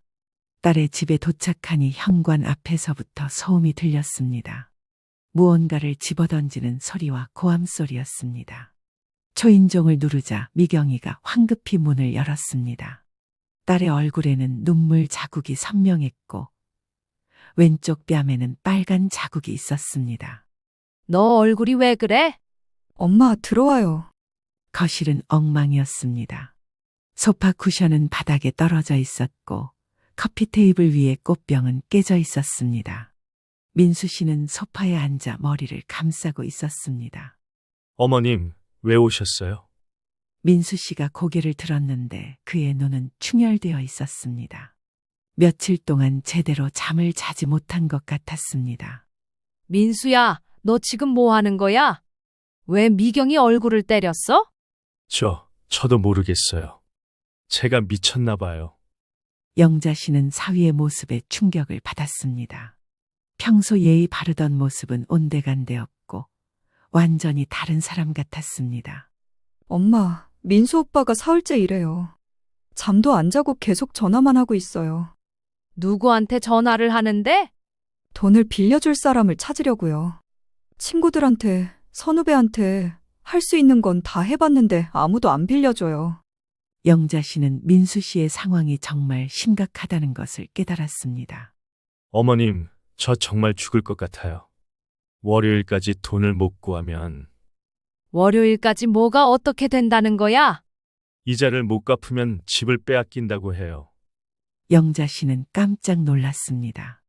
신혼집까지 담보로 잡혔다는 말이었습니다. 너희 집이 담보로 잡혔다고? 엄마, 저희도 어쩔 수 없었어요. 다른 방법이 없었거든요. 영자 씨가 마련해준 신혼집까지 위험에 처했다는 사실에 화가 치밀어 올랐습니다. 미경아, 너는 그것도 모르고 있었니? 저도 얼마 전에 알았어요. 민수 오빠가 숨기고 있었거든요. 어머님, 제발 도와주세요. 이번만 정말 마지막이에요. 민수 씨가 갑자기 무릎을 꿇었습니다. 영자 씨는 사위가 무릎을 꿇는 모습을 보고 당황했습니다. 일어나, 민수야. 이게 무슨 짓이야? 어머님, 제가 무릎을 꿇고라도 빌겠어요. 제발 돈 좀 더 빌려주세요. 2천만 원만요. 2천만 원? 네, 이것만 있으면 집을 지킬 수 있어요. 그 다음은 제가 알아서 할게요. 영자 씨는 민수 씨가 또 거짓말을 하고 있다는 것을 직감했습니다. 2천만 원으로 모든 문제가 해결될 리 없었습니다. 민수야, 너 지금까지 나한테 거짓말만 했잖아. 어떻게 믿으라는 거야? 어머님, 이번에는 정말이에요. 거짓말 안 해요. 엄마, 집을 잃으면 저희는 갈 곳이 없어요. 딸의 애원에 영자 씨의 마음도 흔들렸습니다. 하지만 이걸 들어준다고 한들 이게 끝이 아니라는 것도 알고 있었습니다. 미경아, 엄마가 2천만 원을 빌려준다고 해서 모든 게 해결될 것 같니? 엄마, 일단 집부터 지키고 봐야죠. 그 다음에는 또 뭘 달라고 할 거야? 어머님, 저 정말 정신 차렸어요. 다시는 이런 일 없을 거예요. 영자 씨는 민수 씨의 말을 믿을 수 없었습니다. 지금까지 몇 번이나 같은 말을 들었기 때문입니다. 그때 민수 씨의 휴대폰이 울렸습니다. 민수 씨는 전화를 받더니 얼굴이 새하얗게 변했습니다. 네, 알겠습니다. 네, 월요일까지요. 전화를 끊은 민수 씨는 절망적인 표정을 지었습니다. 누구 전화였어? 사채업체예요. 월요일까지 못 갚으면 정말 큰일 난다고 하네요. 영자 씨는 민수 씨가 사채까지 손을 댔다는 사실에 경악했습니다. 사채? 너 미쳤니? 사채를 왜 썼어? 다른 방법이 없었어요. 은행에서도 안 빌려주고. 엄마, 이제 정말 어떡해요? 딸이 울먹이며 매달렸지만 영자 씨는 더 이상 도와줄 수 없다고 생각했습니다. 안 돼. 엄마는 더 이상 못 도와줘. 어머님, 그럼 저희는 어떡하라는 거예요? 그건 너희가 알아서 해야지. 내가 뭘 어떻게 해줄 수 있겠니? 엄마, 정말 냉정하시네요. 저희가 길거리에 나 앉아도 상관없으시겠어요? 딸의 원망 섞인 말에 영자 씨는 가슴이 아팠지만 마음을 굳혔습니다. 미경아, 너가 지금 엄마를 원망하는 것도 이해해. 하지만 엄마도 한계가 있어. 어머님, 그럼 집이라도 팔아주세요. 어차피 어머님 혼자 사시는데 너무 큰 집 아니에요? 순간 영자 씨는 귀를 의심했습니다. 사위가 장모한테 집을 팔라고 한다는 게 이해가지 않았습니다. 뭐라고? 너 지금 뭐라고 했어? 어머님, 그 아파트 팔면 몇 억은 나올 텐데요. 저희 빚 갚고도 남을 거예요. 영자 씨는 민수 씨의 말에 충격을 받았습니다. 사위가 돈에 눈이 멀어 장모의 집까지 노리고 있었던 것입니다. 너 정말 뻔뻔하구나. 내 집까지 팔라고? 엄마, 민수 오빠 말도 일리가 있어요. 어차피 엄마 혼자 사시기에는 너무 큰 집이잖아요. 딸마저 남편 편을 들자 영자 씨는 더 이상 참을 수 없었습니다. 됐어. 나는 집에 가겠다. 엄마, 가지 마세요. 저희가 어떡해요? 너희 일은 너희가 알아서 해. 엄마는 더 이상 모르겠어. 영자 씨는 딸과 사위의 애원을 뒤로하고 집을 나왔습니다. 딸과 사위의 행동을 보니 이제 정말 선을 그어야 할 때라고 생각했습니다. 영자 씨가 딸의 집에 만난 지 일주일이 지났습니다. 그 사이 딸에게서는 전혀 연락이 없었습니다. 월요일 아침, 영자 씨는 평소처럼 경로당에 나갔습니다. 하지만 마음은 편하지 않았습니다. 민수 씨가 말했던 월요일 시한이 오늘이었기에 과연 어떻게 되었을까 하는 걱정이 머릿속을 떠나지 않았습니다. 오후에 집으로 돌아와 점심을 먹고 있는데 복순 씨가 찾아왔습니다. 영자야, 안에 있어? 응, 들어와. 복순 씨가 들어오더니 영자 씨의 얼굴을 자세히 살펴보았습니다. 야, 너 이게 뭐야? 며칠 사이에 왜 이렇게 초췌해졌어? 그냥 좀 피곤해서. 피곤한 게 아니라 걱정이 많아 보여. 혹시 미경이 일로 또 뭔 일 있었어? 영자 씨는 복순 씨에게 지난주에 있었던 일을 모두 털어놓았습니다. 민수 씨가 집을 팔라고 했던 것, 딸마저 남편 편을 들었던 것까지 모든 것을 말했습니다. 아이고, 영자야, 그 사위가 정말 막장이구나. 이 집까지 팔라고 하다니. 복순아, 내가 너무 매정한 건 아닐까? 딸이 어려운데. 영자야, 너 정신 차려. 지금 누가 피해자인지 똑똑히 봐. 너가 왜 매정해? 복순 씨는 영자 씨를 다그쳤습니다. 그 사위가 지금까지 너한테서 얼마나 뜯어갔는데? 그리고 이제는 이 집까지 노리고 있잖아. 그래도 딸이 고생하는 걸 보니까 마음이 아프더라고. 영자야, 딸 생각은 그만해. 지금은 네가 살 길을 찾아야 할 때야. 그때 영자 씨의 휴대폰이 울렸습니다. 미경이에게서 온 문자였습니다. 엄마, 집이 경매로 넘어갔어요. 저희 갈 곳이 없어요. 영자 씨는 문자를 보고 가슴이 철렁 내려앉았습니다. 결국 최악의 상황이 벌어진 것입니다. 복순아, 미경이네 집이 경매로 넘어갔대. 그거 봐. 내가 뭐라고 했어. 그런데 이제 와서 너한테 연락하는 거 봐. 곧이어 미경이에게서 전화가 왔습니다. 엄마, 딸의 목소리는 울음을 참고 있는 것 같았습니다. 미경아, 괜찮니? 엄마, 저희 정말 갈 곳이 없어요. 일단 모텔에 있는데. 모텔? 네, 어제 집에서 나와야 했어요. 짐은 거의 다 버리고 왔어요. 영자 씨는 딸이 모텔에 있다는 말에 마음이 아팠습니다. 엄마, 며칠만 집에서 머물 수 있을까요? 영자 씨는 망설여졌습니다. 딸이 어려운 것은 안타깝지만 민수 씨와 함께 오는 것은 부담스러웠습니다. 미경아, 너 혼자 와. 엄마, 민수 오빠는 어떡해요? 그건 모르겠어. 너만 와. 엄마, 그럴 수는 없어요. 저희는 부부잖아요. 영자 씨는 딸이 이런 상황에서도 남편을 감싸는 것이 이해되지 않았습니다. 미경아, 너는 아직도 모르겠니? 네 남편이 어떤 사람인지? 엄마, 민수 오빠도 많이 반성하고 있어요. 다시는 그런 일 없을 거예요. 그런 말을 몇 번째 듣는지 아니? 엄마, 제발 이번만 도와주세요. 저희가 정말 갈 곳이 없어요. 딸의 애원에 영자 씨의 마음도 흔들렸지만 복순 씨가 옆에서 고개를 저었습니다. 미경아, 엄마가 냉정하게 들릴 수도 있지만 너 혼자만 와. 민수는 자기 부모님께 가든지 해. 엄마, 시부모님은 이미 연락을 끊으셨어요. 저희 때문에 피해를 봤거든요. 그럼 민수 친구들이나 형제들한테 가면 되잖아. 아무도 저희를 받아주지 않아요.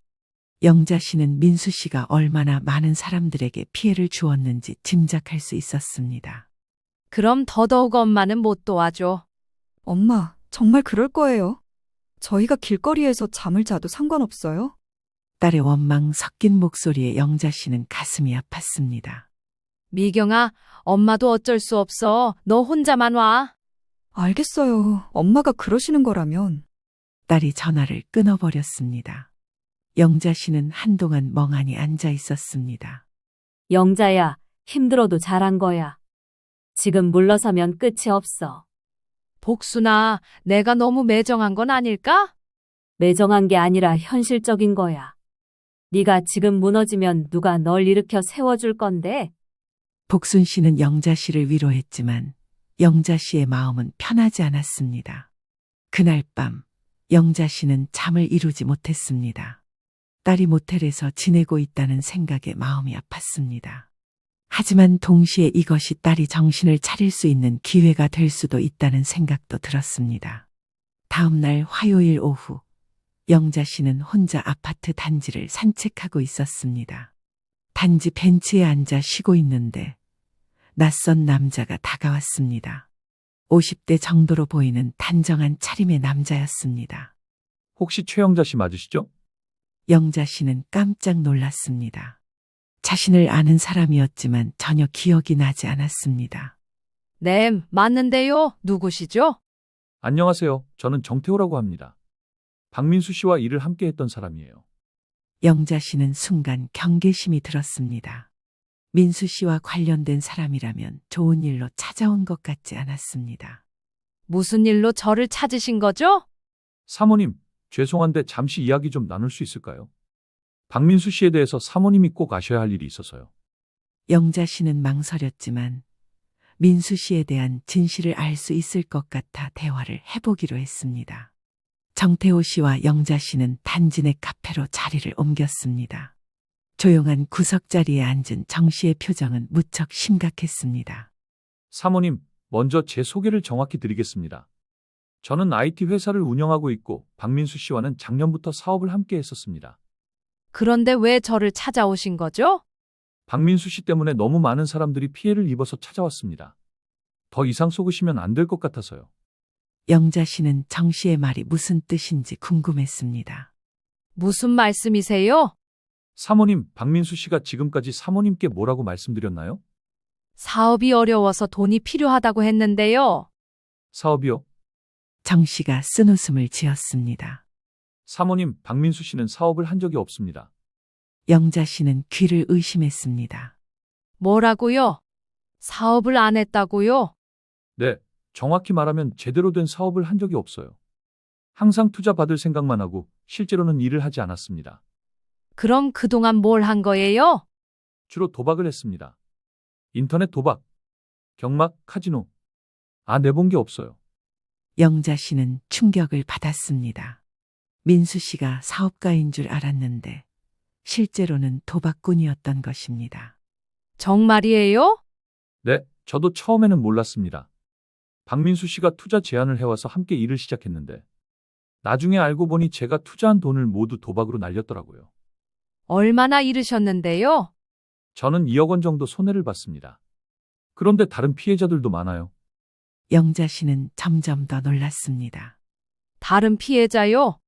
네, 박민수 씨는 여러 사람들에게 똑같은 방식으로 접근했어요. 사업 투자라고 하면서 돈을 받아서 도박으로 탕진하는 거죠. 그럼 민수가 저한테 받은 돈도 네, 아마 모두 도박으로 날렸을 겁니다. 영자 씨는 머리가 어지러웠습니다. 지금까지 사위를 믿고 도와준 자신이 바보 같았습니다. 사모님, 혹시 박민수 씨가 사모님께 얼마나 받아갔는지 아세요? 처음에 3천만 원은 줬고 그 다음에 1,000만 원을 달라고 했는데 안 줬어요. 마지막에는 2천만 원을 달라고 했죠. 그럼 3천만 원만 주신 건가요? 아니에요. 그전에도 몇 번 줬어요. 100만 원, 300만 원 계산해 보니까 총 900만 원 정도 될 것 같아요. 900만 원이요? 사모님, 그게 전부가 아닐 거예요. 무슨 말씀이세요? 박민수 씨가 저한테 한 말인데 사모님한테 받은 돈이 총 1억 원이 넘는다고 하더라고요. 영자 씨는 깜짝 놀랐습니다. 1억 원이요? 그럴 리가 없는데요. 혹시 따님을 통해서 받은 돈은 없나요? 영자 씨는 문득 생각이 났습니다. 미경이가 가끔 생활비가 부족하다며 돈을 달라고 했던 적이 있었습니다. 아, 그런 게 있긴 했네요. 미경이가 생활비 모자른다고 해서. 아마 그것도 박민수 씨가 시킨 일일 거예요. 따님한테는 다른 이유를 대고 돈을 받아오라고 했을 겁니다. 영자 씨는 점점 화가 났습니다. 민수 씨가 딸까지 이용해서 자신을 속였다는 것이 믿기지 않았습니다. 태호 씨, 그럼 증거가 있나요? 네, 있습니다. 정 씨가 가방에서 폴더를 꺼냈습니다. 이건 박민수 씨가 도박 사이트에서 사용한 내역입니다. 그리고 이건 박민수 씨가 저한테 보낸 카톡 내용이에요. 영자 씨는 서류를 받아서 살펴보았습니다. 도박 사이트 사용 내역에는 엄청난 금액들이 적혀 있었습니다. 며칠 사이에 몇백만 원씩 잃은 기록들이 가득했습니다. 카톡 내용은 더욱 충격적이었습니다. 형님, 장모님한테 또 투자금 받아왔습니다. 이번엔 3천만 원이에요. 오늘 마누라 시켜서 또 돈 받아왔어요. 이번엔 투자금 1천만 원. 영자 씨는 카톡 내용을 보고 분노가 치밀어 올랐습니다. 민수 씨가 자신을 완전히 우롱하고 있었던 것입니다. 이 사람이 정말 사모님, 더 충격적인 것도 있어요. 뭐가 더 있다는 거예요? 박민수 씨가 사모님 집을 노리고 있다는 얘기를 했어요. 제 집을요? 네, 사모님 집을 팔면 몇 억은 나올 텐데 그 돈으로 한번 크게 해보고 싶다고 하더라고요. 영자 씨는 기가 막혔습니다. 민수 씨가 처음부터 자신의 집을 노리고 있었다는 것입니다. 그래서 제가 사모님을 찾아온 거예요. 더 이상 속으시면 안 될 것 같아서요. 태호 씨, 그럼 민수는 지금 뭘 하고 있나요? 지금도 다른 사람들한테 돈을 빌리려고 돌아다니고 있을 거예요. 사모님한테 안 되니까 다른 방법을 찾고 있는 거죠. 영자 씨는 민수 씨의 실체를 알고 나니 모든 것이 이해되었습니다. 왜 약속을 지키지 않았는지, 왜 계속 거짓말을 했는지, 왜 자신의 집까지 팔라고 했는지 모든 것이 명확해졌습니다. 그럼 미경이도 남편이 도박을 한다는 걸 알고 있을까요? 글쎄요. 완전히 모를 수도 있고 어느 정도 눈치채고 있을 수도 있어요. 하지만 인정하고 싶지 않을 거예요. 영자 씨는 딸을 생각하니 마음이 아팠습니다. 딸도 남편에게 속고 있을 거라 생각하니 걱정이 많이 되었습니다. 사모님, 이제 어떻게 하실 거예요? 잘 모르겠어요. 일단 미경이한테는 얘기해줘야겠네요. 네, 따님이 진실을 아시는 게 좋을 것 같아요. 그래야 올바른 판단을 하실 수 있을 테니까요. 사모님, 그리고 혹시 박민수 씨가 다시 찾아와서 돈을 달라고 하면 절대 주지 마세요. 끝이 없을 거예요. 네, 이제 절대 안 줄 거예요. 그리고 이 서류들은 사모님이 가지고 계세요. 혹시 필요하시면 증거로 사용하실 수 있을 거예요. 정 씨는 서류를 영자 씨에게 건네주었습니다. 정말 고맙습니다. 만약 태호 씨가 알려주지 않았다면 저는 계속 속고 있었을 거예요.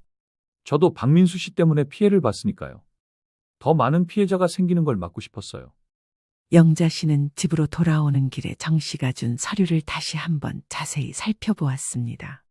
볼수록 화가 났지만 동시에 진실을 알게 된 것이 다행이라는 생각도 들었습니다.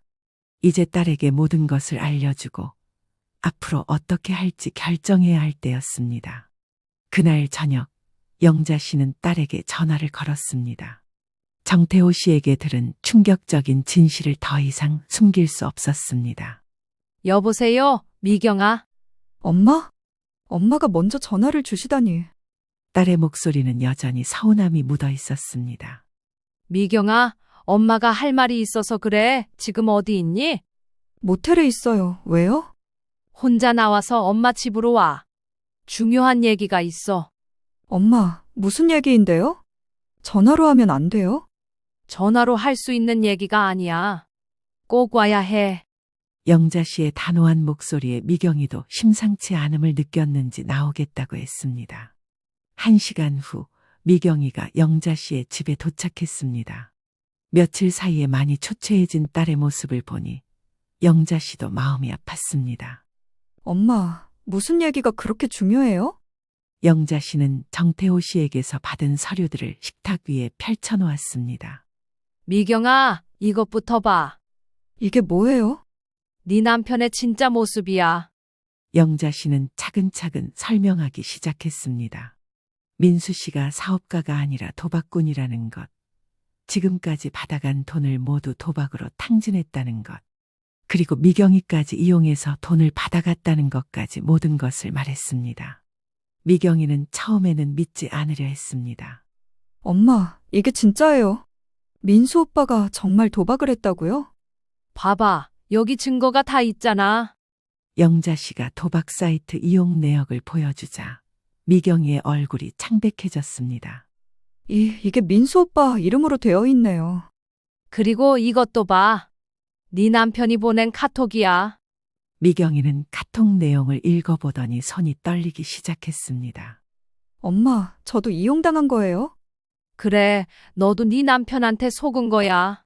네가 엄마한테 생활비 달라고 할 때마다 그 돈이 도박으로 날아간 거야. 미경이는 한동안 말을 하지 못했습니다. 충격이 너무 컸던 모양입니다. 엄마, 그럼 민수 오빠가 지금까지 저한테 한 말이 다 거짓말이었어요? 그렇다고 봐야지. 사업 얘기도 거짓말, 투자 얘기도 거짓말이었어. 저는 정말 몰랐어요. 딸이 울기 시작했습니다. 영자 씨는 안쓰러운 마음에 딸을 꼭 안아주었습니다. 미경아, 이제라도 알게 된 게 다행이야. 엄마, 저 어떡해요? 이제 민수 오빠를 어떻게 믿어야 해요? 그건 너가 결정할 일이야. 하지만 엄마는 너가 현명한 선택을 했으면 좋겠어. 그때 미경이의 휴대폰이 울렸습니다. 민수 씨에게서 온 전화였습니다. 여보세요? 미경아, 어디 가 있어? 왜 갑자기 나가서 연락도 안 해? 엄마 집에 와 있어. 또 어머니한테 돈 얘기하러 간 거야? 내가 가서 같이 얘기하자. 오지 마. 나 혼자 할 수 있어. 미경아, 무슨 소리야? 우리는 부부잖아. 여보, 나한테 숨기고 있는 거 없어? 전화 너머로 민수 씨가 당황하는 기색이 느껴졌습니다. 무슨 말이야? 도박 말이야. 당신이 도박을 하고 있다는 거 다 알았어. 미경아, 그게 무슨... 증거도 다 봤어. 당신이 지금까지 나한테 거짓말한 것도 다 알았고. 영자 씨는 딸이 남편에게 당당하게 대응하는 모습을 보며 기특했습니다. 미경아, 내가 가서 설명할게. 오해가 있는 것 같아.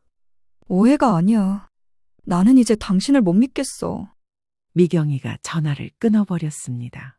엄마, 저 어떡해요? 결혼한 지 3년인데. 미경아, 시간이 문제가 아니야. 지금이라도 정신 차린 게 다행이지. 하지만 저는 민수 오빠를 사랑해요.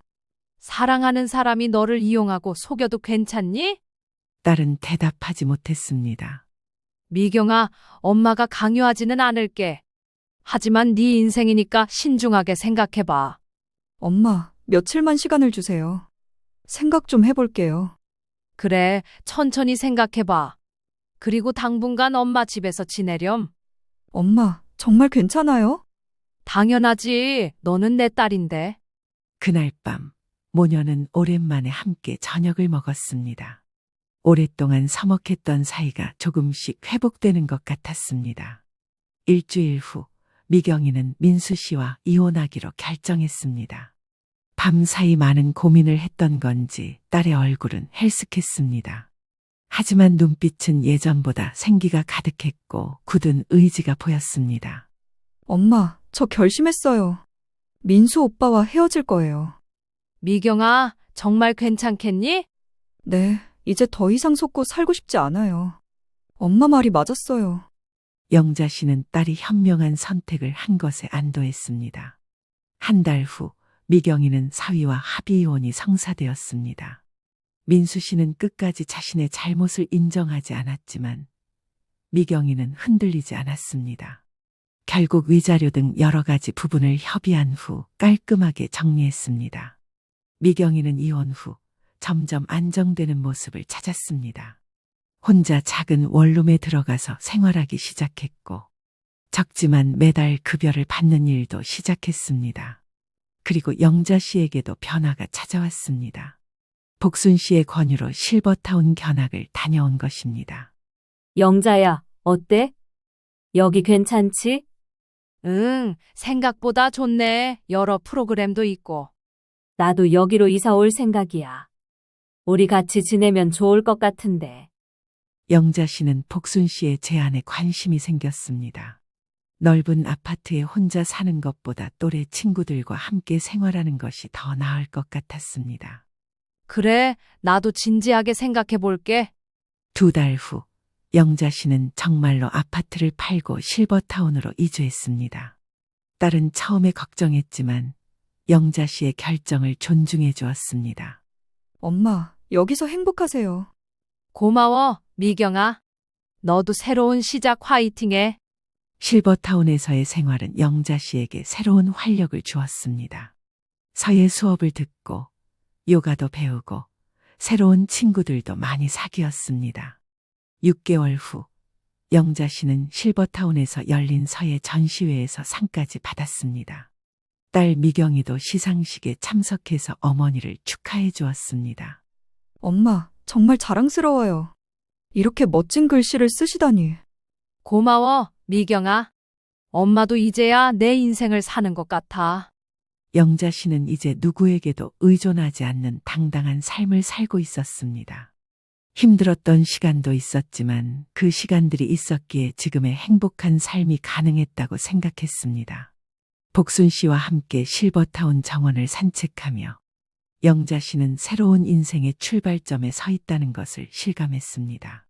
영자야, 우리 잘 선택한 것 같지? 그래, 정말 잘한 것 같아. 이제야 진짜 내 인생을 사는 기분이야. 영자 씨의 얼굴에는 평화로운 미소가 떠올랐습니다. 72년의 인생에서 가장 행복한 시간이 바로 지금이었습니다.